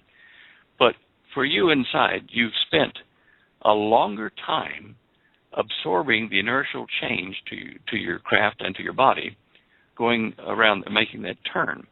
You don't want to do that in a gradual arcing turns at high speed, because it's just it ages you too much to do that. But you do age rapidly, many times quicker than you do outside that field when you're inside turning corners, which is another reason not to turn corners a lot, in those craft, because you're adding, time to your age, and you're aging, more than your twin brother would outside on the surface. And when they go to turn the corner, they've made the turn, and they've spent, 100 times as long as the blink of an eye to get around that corner. It amortizes or stretches out the stresses of making that change over a longer period of time. When you do that, it can be a 1G force amortized over, say, 100 seconds, and that might have been 100 Gs that they would have experienced if they had just tried to do it for real without the field to protect them. So anyway, that's why you see that. And then when they turn that corner, that bright light is where they throw off the energy, change the energy density, and it creates a burst of light to us in a fraction of a second. To them, it takes, minutes. And then they normalize the energy density of their craft and their crew back to normal time, and zip, off they go in a new direction. I think that's what the guy was probably wanting to know. Interesting, yeah. That's the way it sounds. And the explanation, I'm still having I'm still trying to get it through my head, the notion, I suppose, of time and slowing down, speeding up, and the ability to do that. Well, first of all, the notion is this. We measure time by how things fall apart or change color or change position. A tick-tock clock, the arm moves from this side to that side, tick, tick, that's a second, that's a second. Okay, we're watching that thing change positions. But time, even with a cesium atom clock, what we're measuring is changes in the diameter of the energy of a cesium atom, of its outer diameter. It vibrates.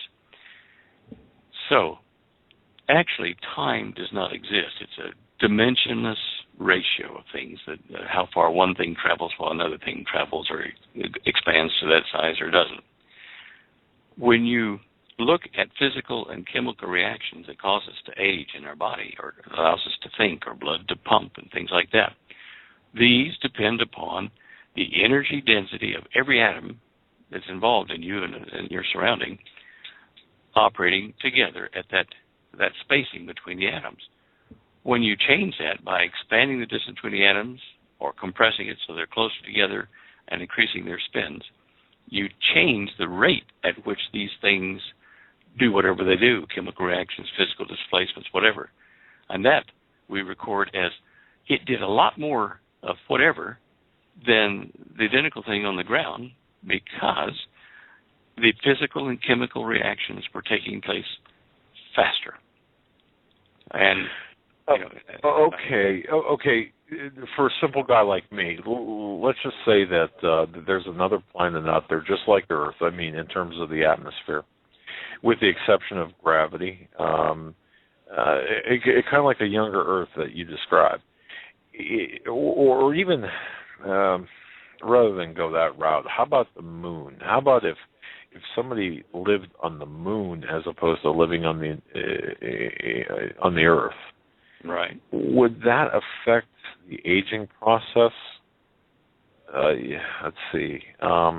Is that even a valid question? In other words, I'm thinking on that. Give me a second, Doug. I have to think on that. That's a good question. Energy density being the same on that. It probably would be about the same. Yes, I think it would be. Again, what I'm trying to do is estimate things like the charge density on the moon versus the charge density on the Earth and some other factors. The Earth has a magnetic field, the moon doesn't, and, well, not much anyway, but all these things have come to bear on the aging process. So I guess what you were saying initially, in the early Earth days that you described, where the hours were shorter, the gravity was 32.77% of it, what it is now, and so on and so forth. Everything was different, and therefore life reacted differently to the environment. Is that what you were saying, kind of? Yes. Sir, I'm just getting a little lag in your Skype voice, and so I'm having to wait for you to finish a word. It's time dilated. Get it? Yes. One other thing I didn't get a chance to spend a lot of time on, but it is on the show images page, is that there is a group, last week, they've become very vocal in Jerusalem, and they are calling for the third temple to be rebuilt. And now that they're doing it, and the Arabs are doing it in Turkey, as I read last week. So you can see that there's a strong and rapid demand for building the third temple right now over there where it needs to be done. And I'm just, amazed at how quickly these things are happening right before our eyes. Interesting. Yeah, and Stan, I do have a question from a listener. It's a little bit off topic of our discussion, but they want to know if you can comment on Comet Siding Spring and its potential impact with Mars, and if Earth will have or see any effects from this. Well, if it does impact or come extremely close, it could disturb the orbit of Phoebus or Deimos, those irregular rocks that are satellites of Mars. If it does impact either those or the surface of the planet, it could throw up ejecta, that will leave the planet, that will break free of the gravitational force of Mars and wander around. And so eventually we may have a new set of meteors, near-Earth objects to worry about, but down the road, a few years. That's, I think depending upon the vector of the comet and when it actually comes and dislodges anything on Mars or orbiting Mars, it could be sooner than I think, or longer. But I do think that it will do what it's done before and uproot some of Mars, whether it be satellite or the surface, and eventually they will crash into Earth as meteorites. And that's why we found meteorites that were actually from the Martian soil here on Earth. It'll just be an extension of that, hopefully a small extension, but and a long time down the road, so that we have developed technology by the good Lord to bounce it off so it doesn't hurt the Earth. Gotcha. Speaking of off-topic and different questions, this from Sal again, from Salvatore from Australia. Is it a major pole shift predicted by, now he quotes Nostradamus and Edgar Casey, and as quoted by Stan in the Bible, Seal 6 of Revelation? Any connection to Nibiru, Planet X, the Destroyer, bipolar sun? ? I still have yet to see strong evidence of this Planet X. I know theoretically, hypothetically, where it would have to appear. And I just have not had any confirmation by my astronomer friends in the Southern Hemisphere who would probably see it first. And although there are records that do indicate something in the early days of mankind did come close to the Earth and do a lot of damage. Velikovsky's work is good on that, in Ages in Chaos and Earth in Upheaval, a number of his books, which were quite learned books on the subject. I think it was in Velikovsky's book where he talked about reports of the ancients that sounded like a big lightning bolt leaping out of Venus as it jumped out of its, came into our solar system or jumped out of its existing orbit down to where it is now. And as it passed Mars, there was a big change of lightning bolts or, electricity between them, which is, good in my opinion, because we do have an electric universe. Electric fields are everywhere in galaxies and star systems. Let's just say that the jury's out, as far as I'm concerned, on whether we have a Nibiru in modern times going to cause us grief. In the past, okay, could have been. But now I'm not sure. Thank you for that. Okay. Yeah, and folks, if you have any more questions for Stan, you can email him directly or you can email us and we'll try to send them to him. But in closing here, all right, Dad, I think you asked that one. I just want to make sure we covered everything while we got you on here, Stan. Okay. Seeing as how you're so elusive. No, but it is... we do get a lot of feedback. Well, at least people. It's not slippery. No, we get questions in all week long, Monday through Friday, about you and questions for you, and that I need to do a better job of putting them in proper order because, I'm not going to go through and try and find them all. I'll just forward them to you, and if you have time, and if not, we'll go through them next week when you're on. The standeo.com is the website. And do you know when the video presentation will be available from your Prophecy in the News? That's an interesting question, actually, because we thought originally about 4 to 6 weeks, and that would place it sometime toward the end of September. But there's a development on my Garden of Eden lecture in that we've had so many people wanting to see it and do live stream that we may be setting up a site. We're still investigating how it would work, where people could live stream just the Garden of Eden thing for a reduced price, and that they would just need to do like they did for the conference, but just get a little ticket and go into that site and put the numbers in and watch the video. Because when I go onto large shows like yours and possibly John B. Wells here, we've been talking about this week, and Coast to Coast AM, with all the listeners out there wanting to hear, and see what everybody's so excited about, and with DVDs still kind of down the road a bit, several weeks yet, we thought what we might do is just have as I say, a single site set up just for the Garden of Eden lecture that people can live stream.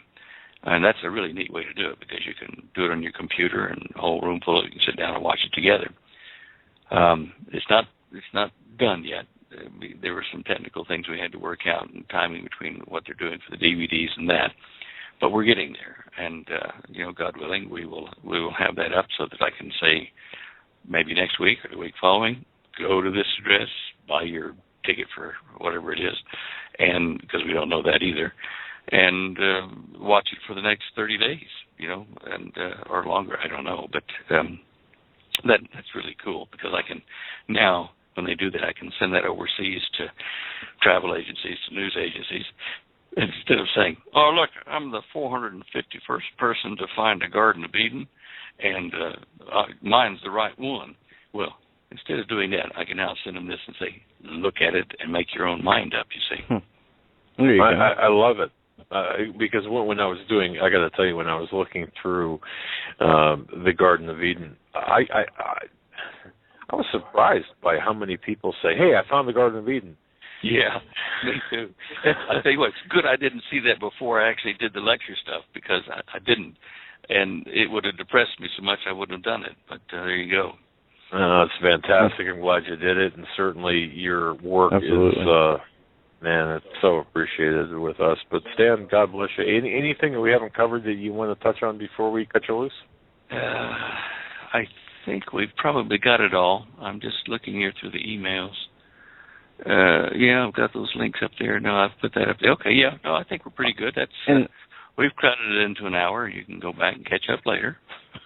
And I do want to say this, Stan. Yesterday we had a lady caller who bought Holly's book, Dare to Prepare, and just called in to tell us how wonderful it was. So wanted to pass that along to you also. Yeah. Oh, isn't that kind? Well, I'll tell her that, because we do get the odd email from people saying that.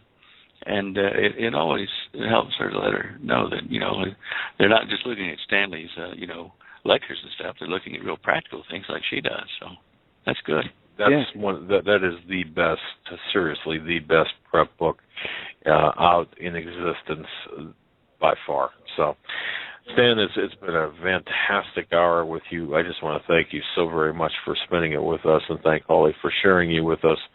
And give Holly our best as well. And just God bless you, my friend. God bless you guys, Doug and Joe. Your audience, too. We'll see you next week. All right. Thanks, Stan. Thank you, sir. All right, we're going to go to the top of the edition of the Hagmann and Hagmann Report. Doug and Joe here. We're going to take your phone calls at 661-244-9839. We've been talking this week about the unrest that's happened in Ferguson, Missouri. Well, the FAA issued a flight warning over Ferguson, Missouri, effective immediately, restricting airspace to all commercial pilots in the county. And they did so because there was rioters who were shooting at police helicopters. A local commercial pilot and former military aviator informed the Gateway Pundit that there is a no-fly zone, and that is extremely uncommon to see in episodes like this. Just showing you. The FAA website, I should tell you this, the FAA website it says that the reason is to provide a safe environment for law enforcement activities, which is interesting and somewhat different than the reason given, but the Federal Aviation Administration has issued this temporary flight restriction for that airspace over Ferguson, Missouri through August 18th. Interesting indeed. And even back in the days of the riots in Watts, and of course, you've got the riots in the late 60s.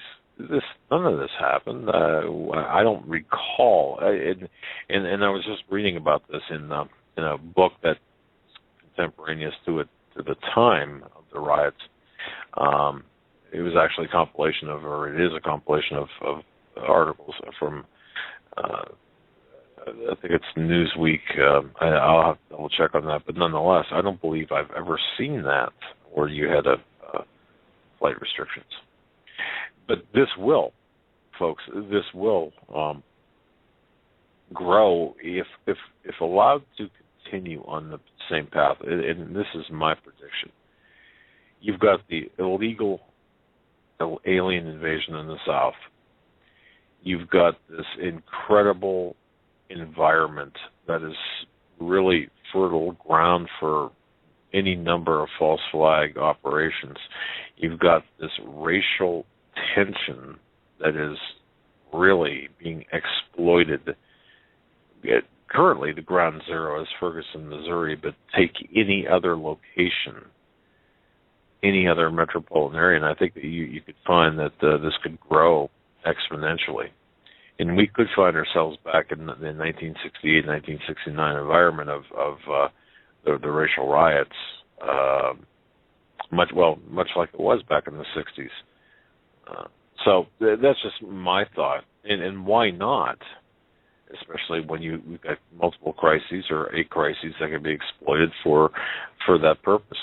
And what better way, Joe, than to allow, or what better way than to create the environment necessary for the use or to validate the use of these MRAPs and the ammunition. I'm not saying that the possibility is there, I suppose. Yes, it is. And there was a write-up today from Business Insider, the frightening or terrifying result of the militarization of police. And it's from Reuters also. It talks about how police officers in armored vehicles looking like they're U.S. Marine patrols in Afghanistan are, it paints this bleak scenario of tactical police and military force, and how it paints a picture like you would expect overseas in fighting, except it's here on our domestic soil. And all this, they have pictures, and we've seen the pictures. People continue to send us pictures of these MRAP type vehicles, the SWAT manned or the SWAT team type people in military, camouflage gear, not black SWAT gear. But it talks about how these changes in the police to military type police tactics are very subliminally and overtly have an effect on the people and how they view their safety. People used to only call the cops if it was an emergency, and Dad, I don't think, when was the last time you ever got pulled over and were worried that, you could get shot or get, ripped out of the car? Well, things are different today than they were, 10 and 15 years ago. And this is happening all over the place. Well, just once of recent times, but that was something totally different. All right, well, let's go to the phones. I'm going to hear from you guys. We're going to go to area code 808 first. 808, you're first up tonight. What's on your mind? Hello, how y'all? Good evening. Hello? What's up? Yeah, that's Quiet Guy calling. I just want to remind you, I don't know if you checked him out yet, Jonathan Gray, the biblical archaeologist. He addresses a whole lot of that stuff that y'all are talking about with Standeo. Yes. Yes. The short answer is yes. The longer answer, of course, involves a lot of research. It takes a lot of time to research this stuff. I got to tell you, there's a lot out there. Yeah, well, he's done a lot. He's done tons of research. He sends out an archaeology news flash every week, or a few times a week sometimes. In fact, I can forward you a couple of them. You can check it out. What's a good email address to reach you at? Are you familiar with the website, HomelandSecurityUS.com? Go to that website, and there's an email address in there? Go to our website, HomelandSecurityUS.com. Right on the left-hand side, there's a Contact Us button, and then you see our names right below the little email box. You can click our names to bring up our email address. Okay. I need to actually contact you about regarding maybe enlisting your service for investigation for track down an Iraqi girl that I brought over on a fiancé visa that I'm highly concerned about her and her family. But, yeah, I'll go ahead. All right, you're cutting out. You're cutting out on our so end. We're going to cut you loose there, but yeah, go ahead and send the email. Indeed, yeah, we got to cut you loose. I'm getting some really bad noises here in my headphones. I don't know what that's from. One more thing about Stan, about what Stan was talking about, and this from our intelligence insider, and this is pretty interesting because this does answer a question for me. It kind of clears some things up here a little bit. What Stan said. The lower gravity would have allowed greater capillary action to occur. Now, I can understand this. So plants could move water to higher levels, for example. The incredibly tall cedars of Lebanon. Additionally, if the atmosphere were to, if the atmosphere we have today was situated over a smaller sphere. Remember how Stan talked about the expansion of the Earth and how the Earth is growing? Okay. Well, if that oxygen, or if the atmosphere we have today was situated over a smaller Earth, it would have been much deeper and denser, but also the oxygen content would be higher, kind of like Las Vegas casinos. Anyway, and since there was a mist or a fog over the Earth when the sun crossed over the day side of the planet, the atmosphere could expand and lighten slightly and lower during the night, creating a heat pump type effect that would water the Earth morning and evening. And if you think about that, boy, that does make sense, doesn't it? Think about today, when you get up in the morning and you see the dew on the ground, or but you have that heat pump effect. Also, the light passing through the denser, even atmosphere would change the wavelengths of light reaching the surface and make it more pink, bluish, purplish, kind of, sort of, just like the wavelength of grow lights. And think about that. You know, most people, well, I shouldn't say most people.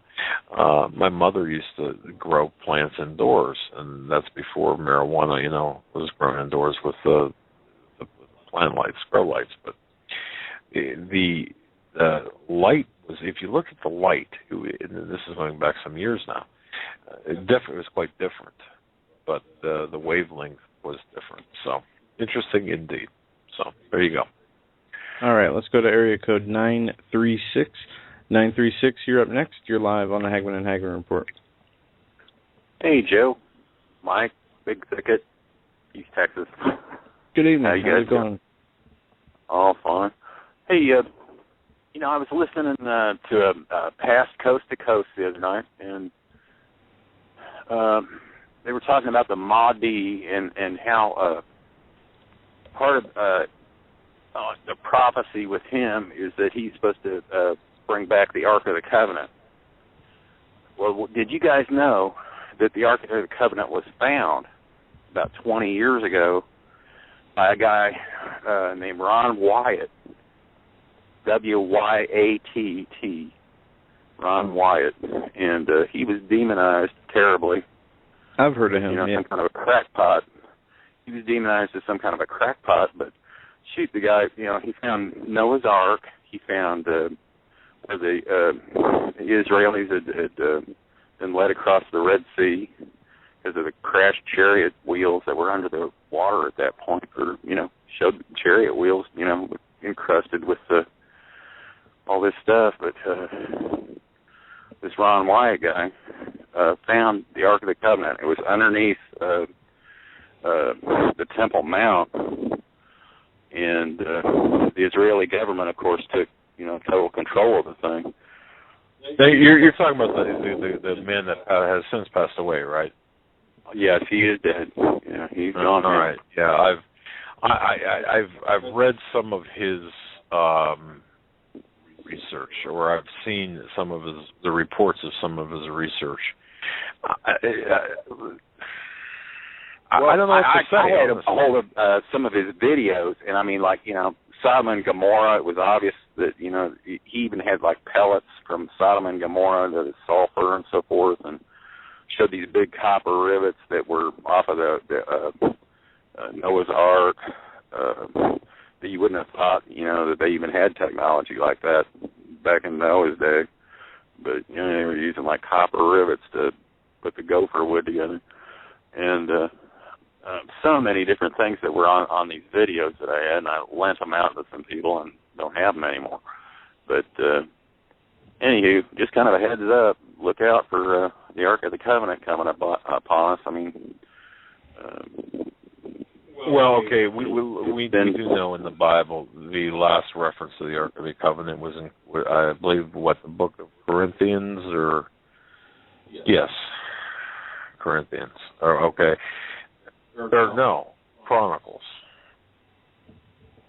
You got me there, Doug. I don't know. Okay. Yeah, I don't know what the last mention of it was.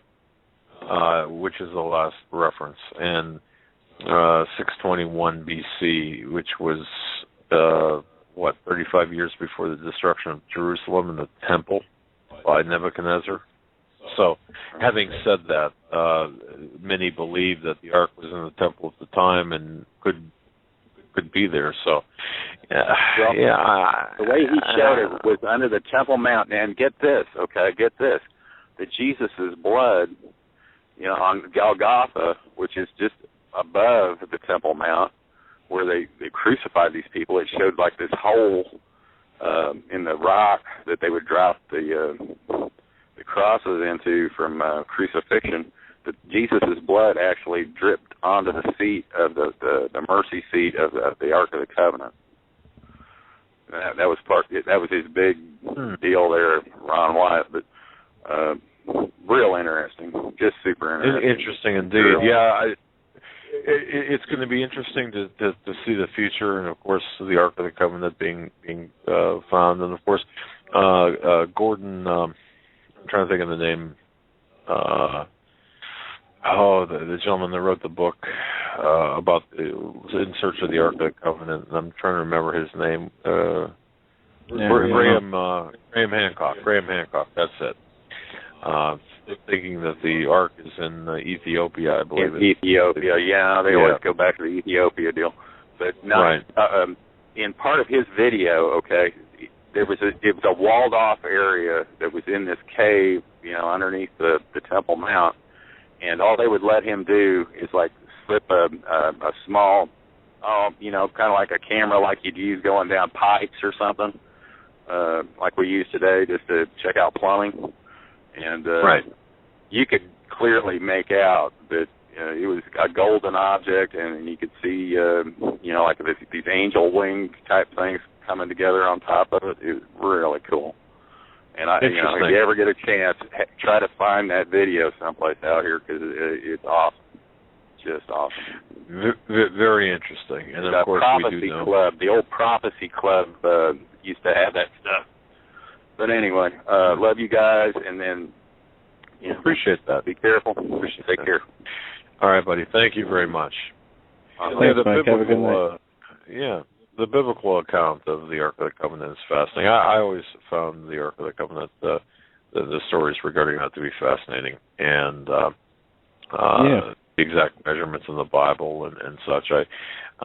I recall asking when I was in the minor seminary. I recall asking a priest about the Ark of the Covenant dimensions, and why specifically the dimensions, but why gold, why the metal, why, and he got sick of me asking the questions because I was just so curious about it. But anyway, I guess we can move on to calls.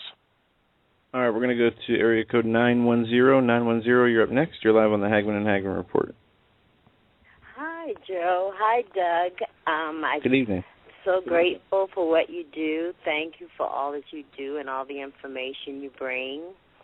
I have a statement or just an observation I would like to share. It's not necessarily a question, and it's regarding the death of, what's his name? Robin Williams.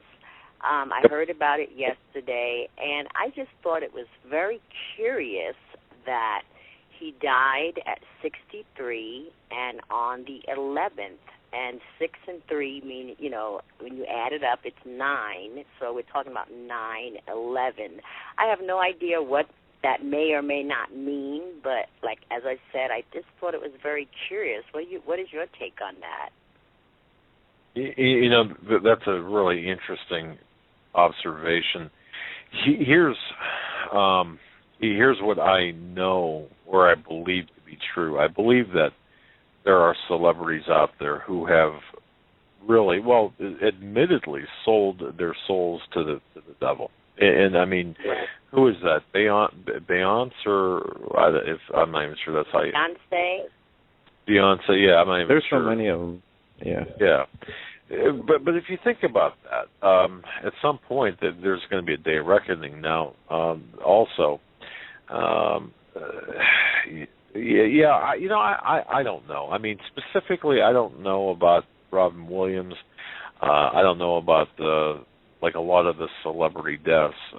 The person to talk to about that seriously is W, our intelligence insider, only because he has a level of knowledge about celebrity suicides, celebrity deaths, that goes back into the Marilyn Monroe days, and I've been after him too.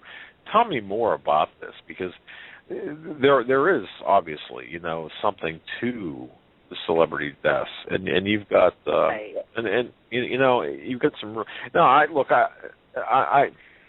know celebrities die. For example, you take John Belushi, or what was that other Chris Farley? Chris Farley. You know.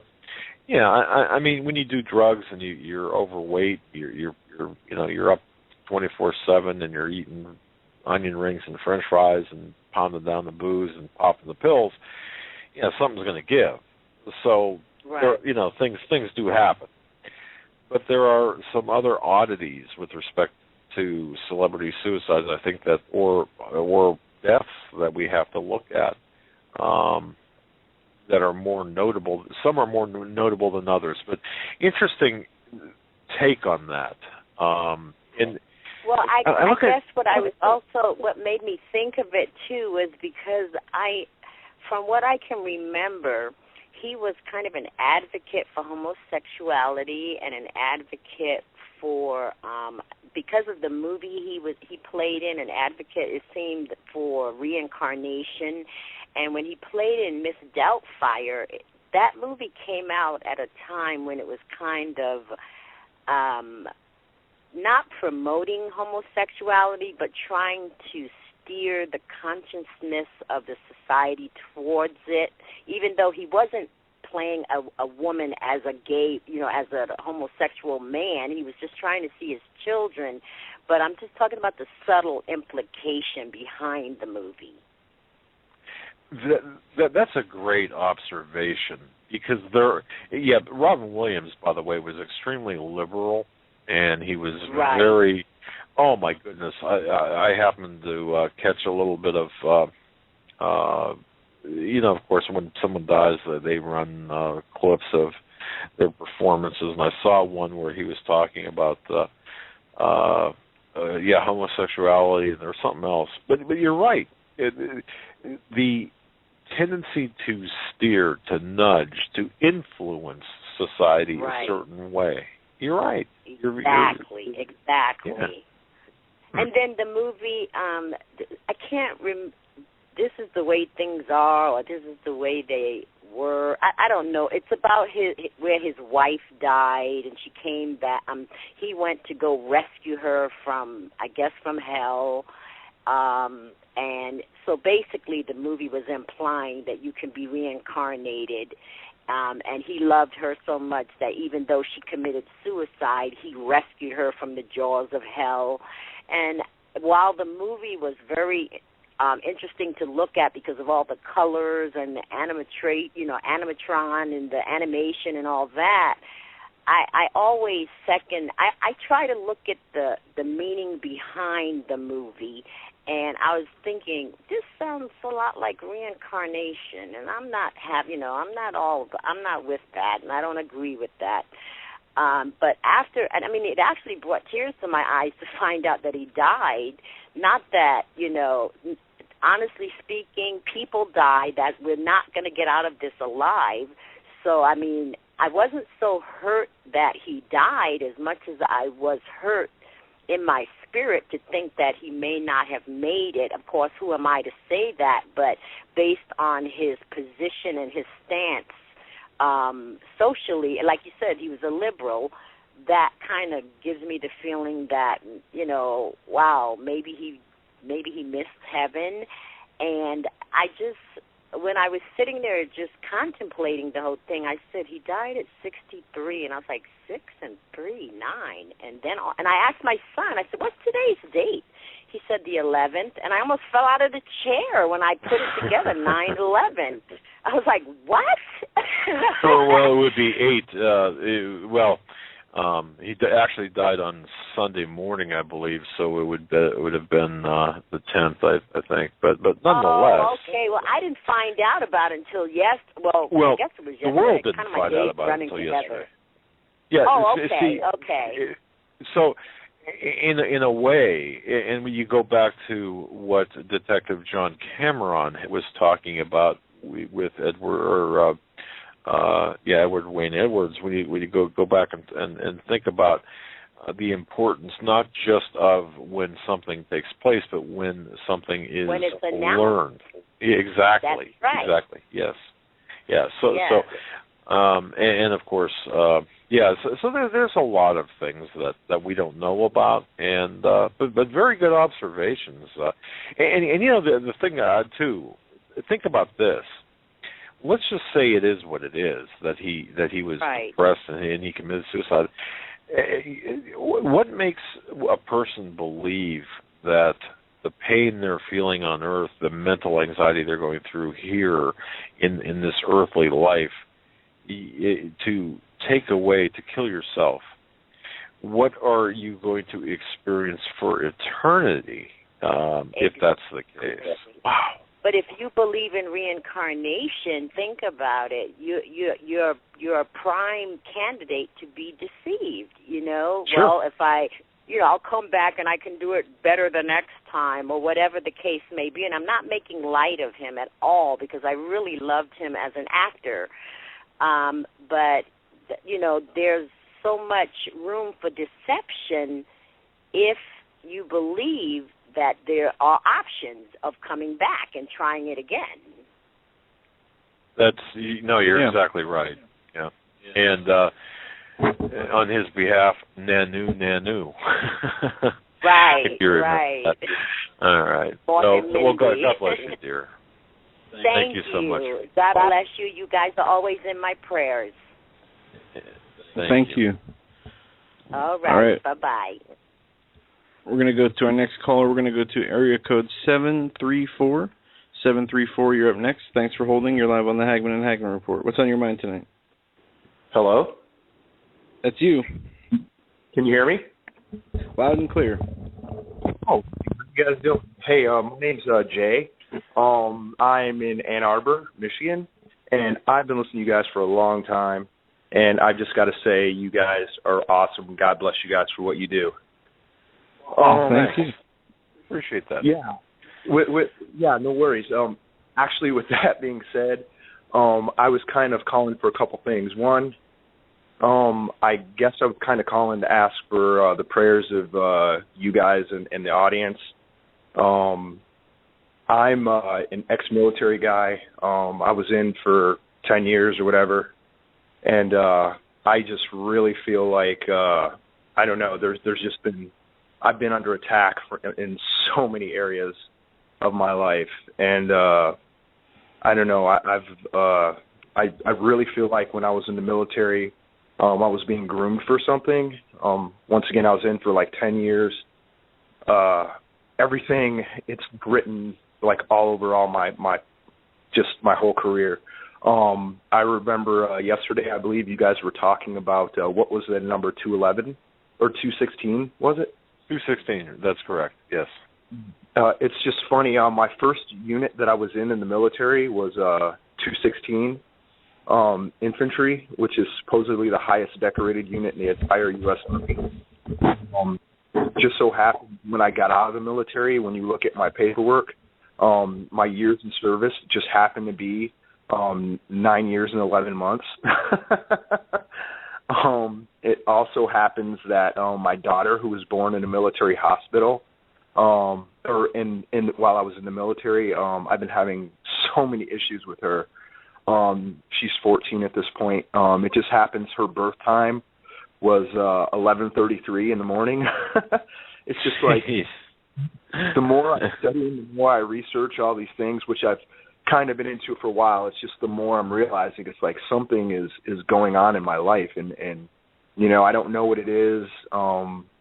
And yeah, I get that. And you say you feel that you're kind of under attack, and I've got to tell you, we do as well, and that's why tomorrow night we're going to have Steve Quayle and Pastor David Langford on. We're going to be talking about a number of things tomorrow night. So definitely tune in tomorrow night, because I do believe that will help you and much, if not the entirety of our audience tomorrow, with Pastor Langford and Steve Quayle. But having said that, what do you feel? I mean, is it more of a spiritual, demonic type of attack, this darkness you feel, or I don't want to put words in your mouth, but what are you referencing when you feel like you're under attack? Well, yeah. Well, I kind of got to go back a little bit. Well, I was in the military, like I said. I had been once again groomed and been to a lot of different schools. They'd been sending me to all sorts of things and whatnot, and I was kind of busy while I was in. During that time, I met a woman. I had a child, you know, inappropriately, of course, out of wedlock. You know, that's military life, unfortunately, for some of us. But with that being said, her mother had some issues and whatnot, and I ended up getting full custody of her because of the issues, the substance issues her mom had. During this time, after I'd gotten custody of her or whatever, it's just been nothing but issues. I've had her since she was 3, and it's like she is almost, I almost want to say possessed. I mean, I can't even begin to get into all the things. Currently, she's like in a girl's, what do you call it? I'm kind of flustered now. But she's in a girl's placement right now, and I've been visiting her and whatever, but it's just like her moods and everything, they've got her on different psychotropics and whatnot. It's like I've done everything I can as far as prayer. My mom is a huge prayer warrior. We've been trying to battle this. So we're dealing with huge, huge issues. I'm just touching the tip of the iceberg right now with all the issues. Did you say how old she was? I missed that if you did. 14, which is another crazy 14. Number. Yeah. So, and it's like all this has kind of come to a head right now, to a climax almost with her. I mean, running away, promiscuity, drug use at 14, you know? Right. And it's so overwhelming, you know, and I'm dealing with this whole financial thing as well. And sharing custody with my other daughter, who's 3, you know, as a single dad. It's so overwhelming right now. And I seriously feel like I'm being oppressed in so many areas, even as far as my employment. Excellent resume, this, that, you know, can't get anything, can't do anything. I seem to be stuck in this job that's going nowhere. And like I say, from every angle you can imagine, I just feel like I'm just being... Yeah. Tell us again, tell the audience again your first name and where you're from. You're from Ann Arbor, right? Yeah, I'm in Ann Arbor. Jay. And Jay, all right, Jay. I'll tell you what. We're just going to ask our audience to keep you, Jay, from Ann Arbor, in their prayers, your family, your daughters, your your family in prayer, and definitely tune in tomorrow night to the show. Faith overcomes a lot, and it's our faith in a great God and His salvation that's going to enable us to be able to stand and be strong. And we need to be faithful, and we need to have the faith.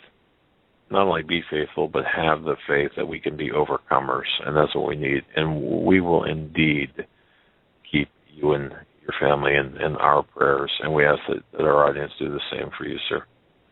Thank you very much. And I appreciate everything you guys are doing, and just know that you have contributed to opening the eyes of many people. Many people have turned on to you guys and have come back and been like, wow, this is real. So just know you guys are doing things. Thank you. God bless Thanks you. so much. Thanks so much indeed. Yeah, you take care of yourself, buddy. You too. All right. Have a great night. And folks, I mean that. Tonight when you hit your knees, and I know that each and every one of us, we've got so much on our plates, don't we? We don't even know where to turn half the time. We've got so many problems. Our problems have problems. And if you're like me, I mean, believe me, my problems have got problems. I grew up, it seems like you wake up in the morning and you're going in one direction, or you wake up thinking, okay, this is what I'm going to do today. And, that lasts for about 5 minutes, and your entire day changes, and it goes south because of things outside of what seemingly your control. And you have problems, and then problems on top of the problems, and it's my goodness. But we're all in that same position, at least most of us are. So tonight when you hit your knees and you're praying for yourself, your problems, say an extra prayer for Jay and for his family, his situation, for his job situation, and for people, not just Jay but from Ann Arbor, but for Jay from Ann Arbor, and for people like him, because there are many of us out there. Let's be sure.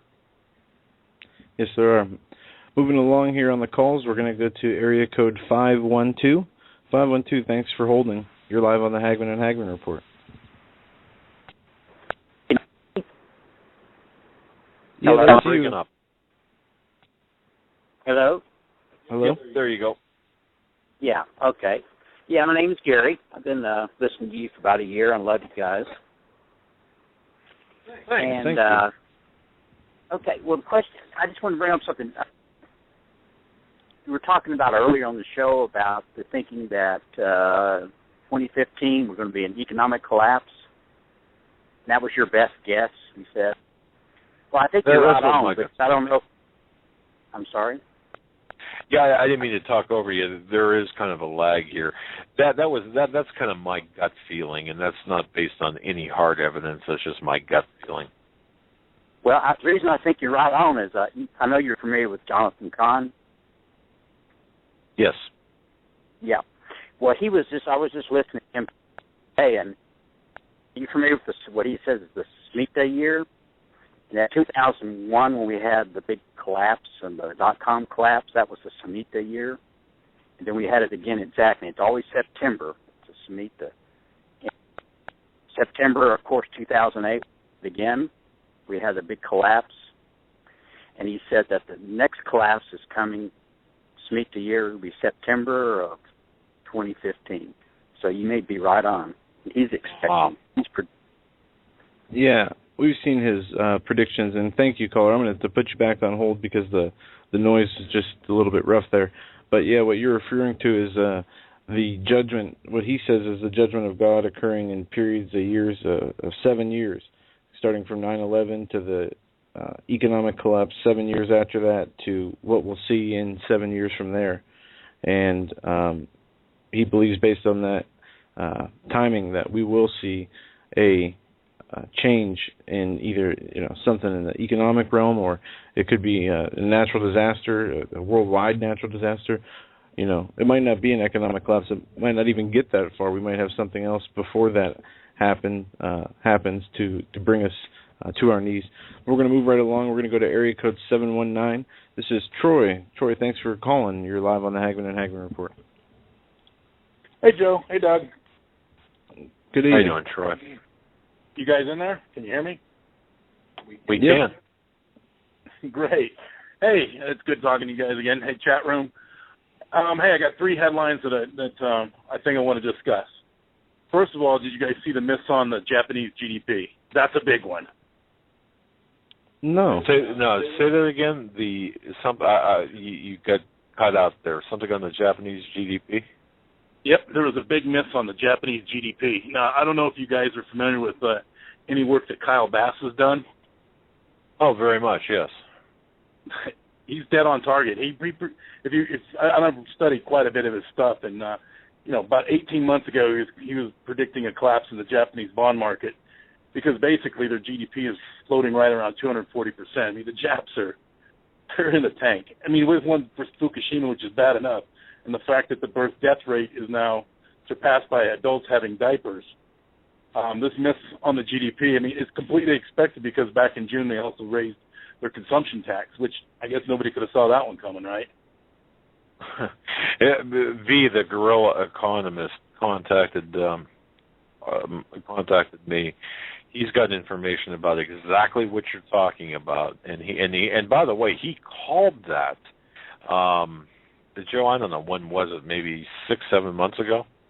He did. Yes, I think that was back in the beginning. He's dead on. His financials he's dead on, and I think it'd be cool if you guys were able to get Kyle Bass, because the only thing with Kyle Bass I don't agree with is his take on the U.S. real estate market, because I just don't see how the contagion from the Japanese fall. I mean, this would be bad enough if it wasn't for all these other crazy things going on. So it's like, where do you look? So that one's kind of a big deal to look forward to, from the economic ripples that are going on. But here's another story that I just pulled up too that I was reading is it was on Zero Hedge for the healthcare workers. They say 170 health workers now have been infected with Ebola. Now, granted, we're talking about Africa, so it's not like these guys are in level 3 biosuits and stuff. But that's kind of a big deal because, I mean, A, who's going to take care of these people? I read one of the lines that says they're actually turning Ebola patients away. So they're like saying,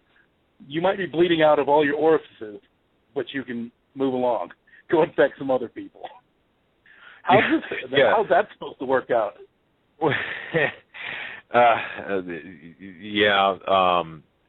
I know what you're saying there, and you paint an interesting picture, a mental image there.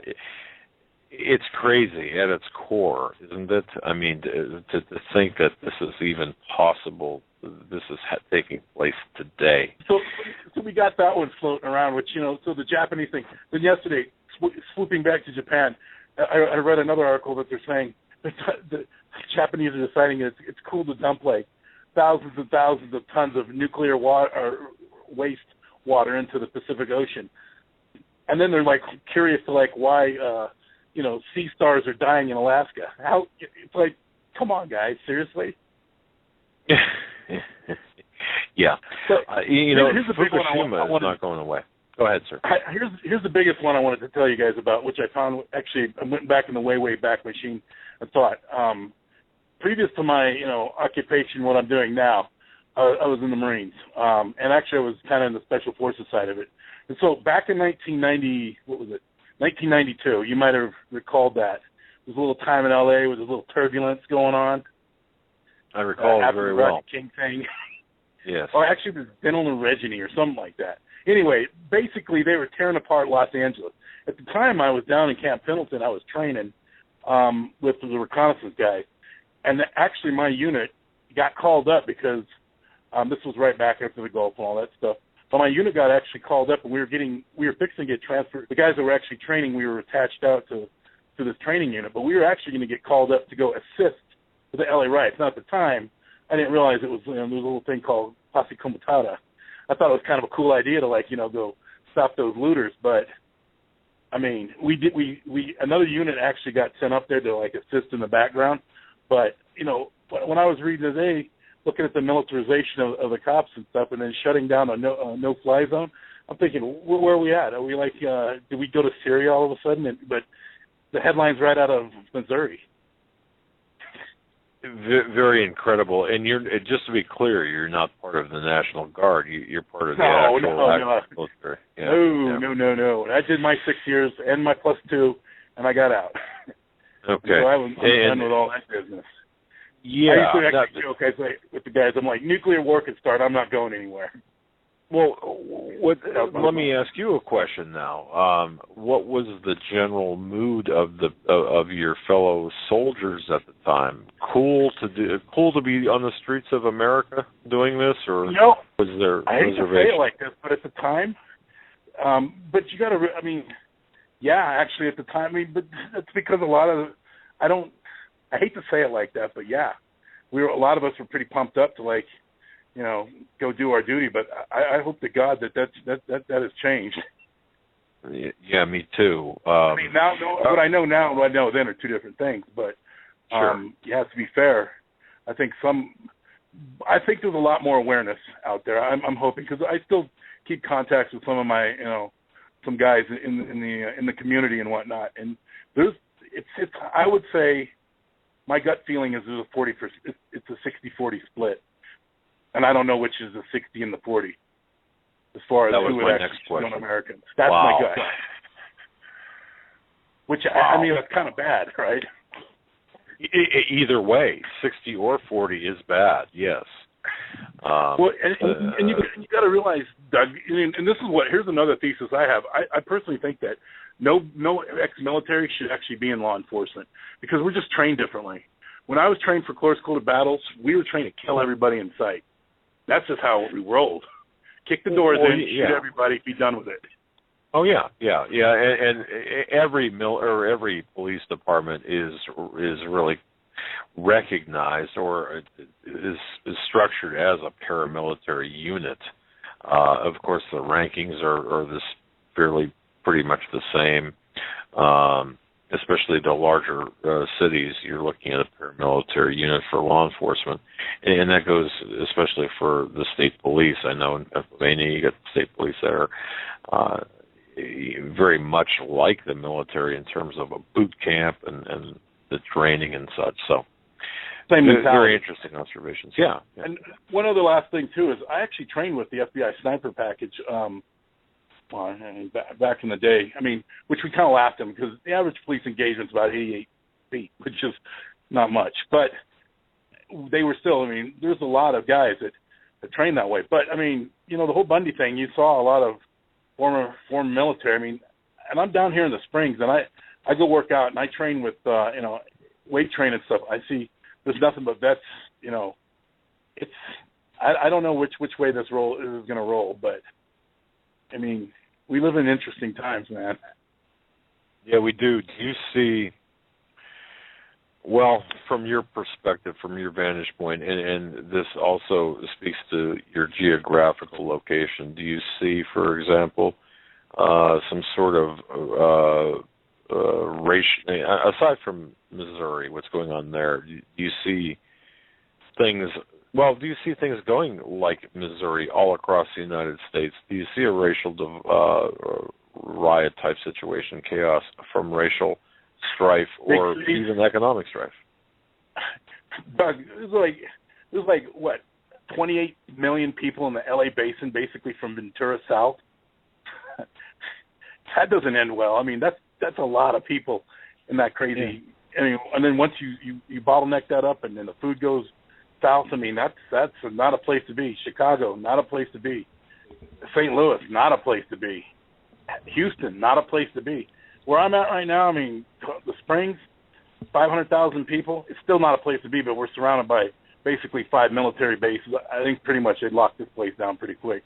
Fairly easy. I thought it through. Park a tank across 25, park a tank south of 25. You bottleneck this place up pretty quick. Plus, I hate to say it, but I think I'm behind enemy lines here in the New World Order headquarters.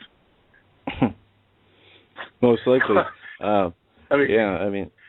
In the Springs area, Colorado's pretty much, the home for what they call, the new capital of the New World Order. So I'll tell you one other thing that was really spooky I've seen in the last, I'd say, 18 months, because I'm out and about in the rural parts of Northern Springs and whatnot, basically where they burned up all the Black Forest fire and whatnot.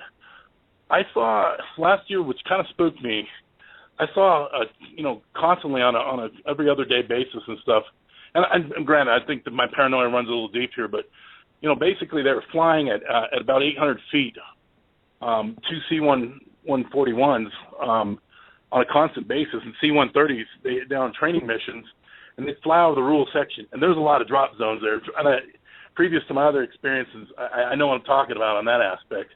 But my thought was, man, it's on the rural areas. They could drop a company in real quick and start securing those, because there's a pretty heavy contingent of what one might call preppers out here. So I was thinking, man, that'd be kind of the way to do it, is secure the guys in the outlining areas. But that's speculation on my part. I mean, you can't be too paranoid, because there's 5 bases around. They got to train somewhere. Still. Well, look, we're seeing military drills all across the United States in different areas and different types of drills, but nonetheless, there are drills going on, and there are practice, as you pointed out. And I got to tell you, I've never seen this in my entire life. Never seen this type of activity. So we have to keep our eyes open. We live in interesting times, fellas. We do. Well, God bless you. That's all I got for you guys. Hey, I hope you guys have a great evening. Thank you for what you guys do. You too. Thank you, man. All right, see you. And bye. We're up against the end of the program, Joe. That'll do it for us tonight. Tomorrow, Pastor Langford and Steve Quayle will be joining us, and it should be a fantastic show, 8 p.m. Looking forward to that. Faith that overcomes fear is going to be the topic. Faith that overcomes fear. And that's needed. The topic. Yep, indeed it is. All right, with that, we're going to call it a night. God bless you all. Thank you for listening. Until tomorrow, stay safe. Have a great evening.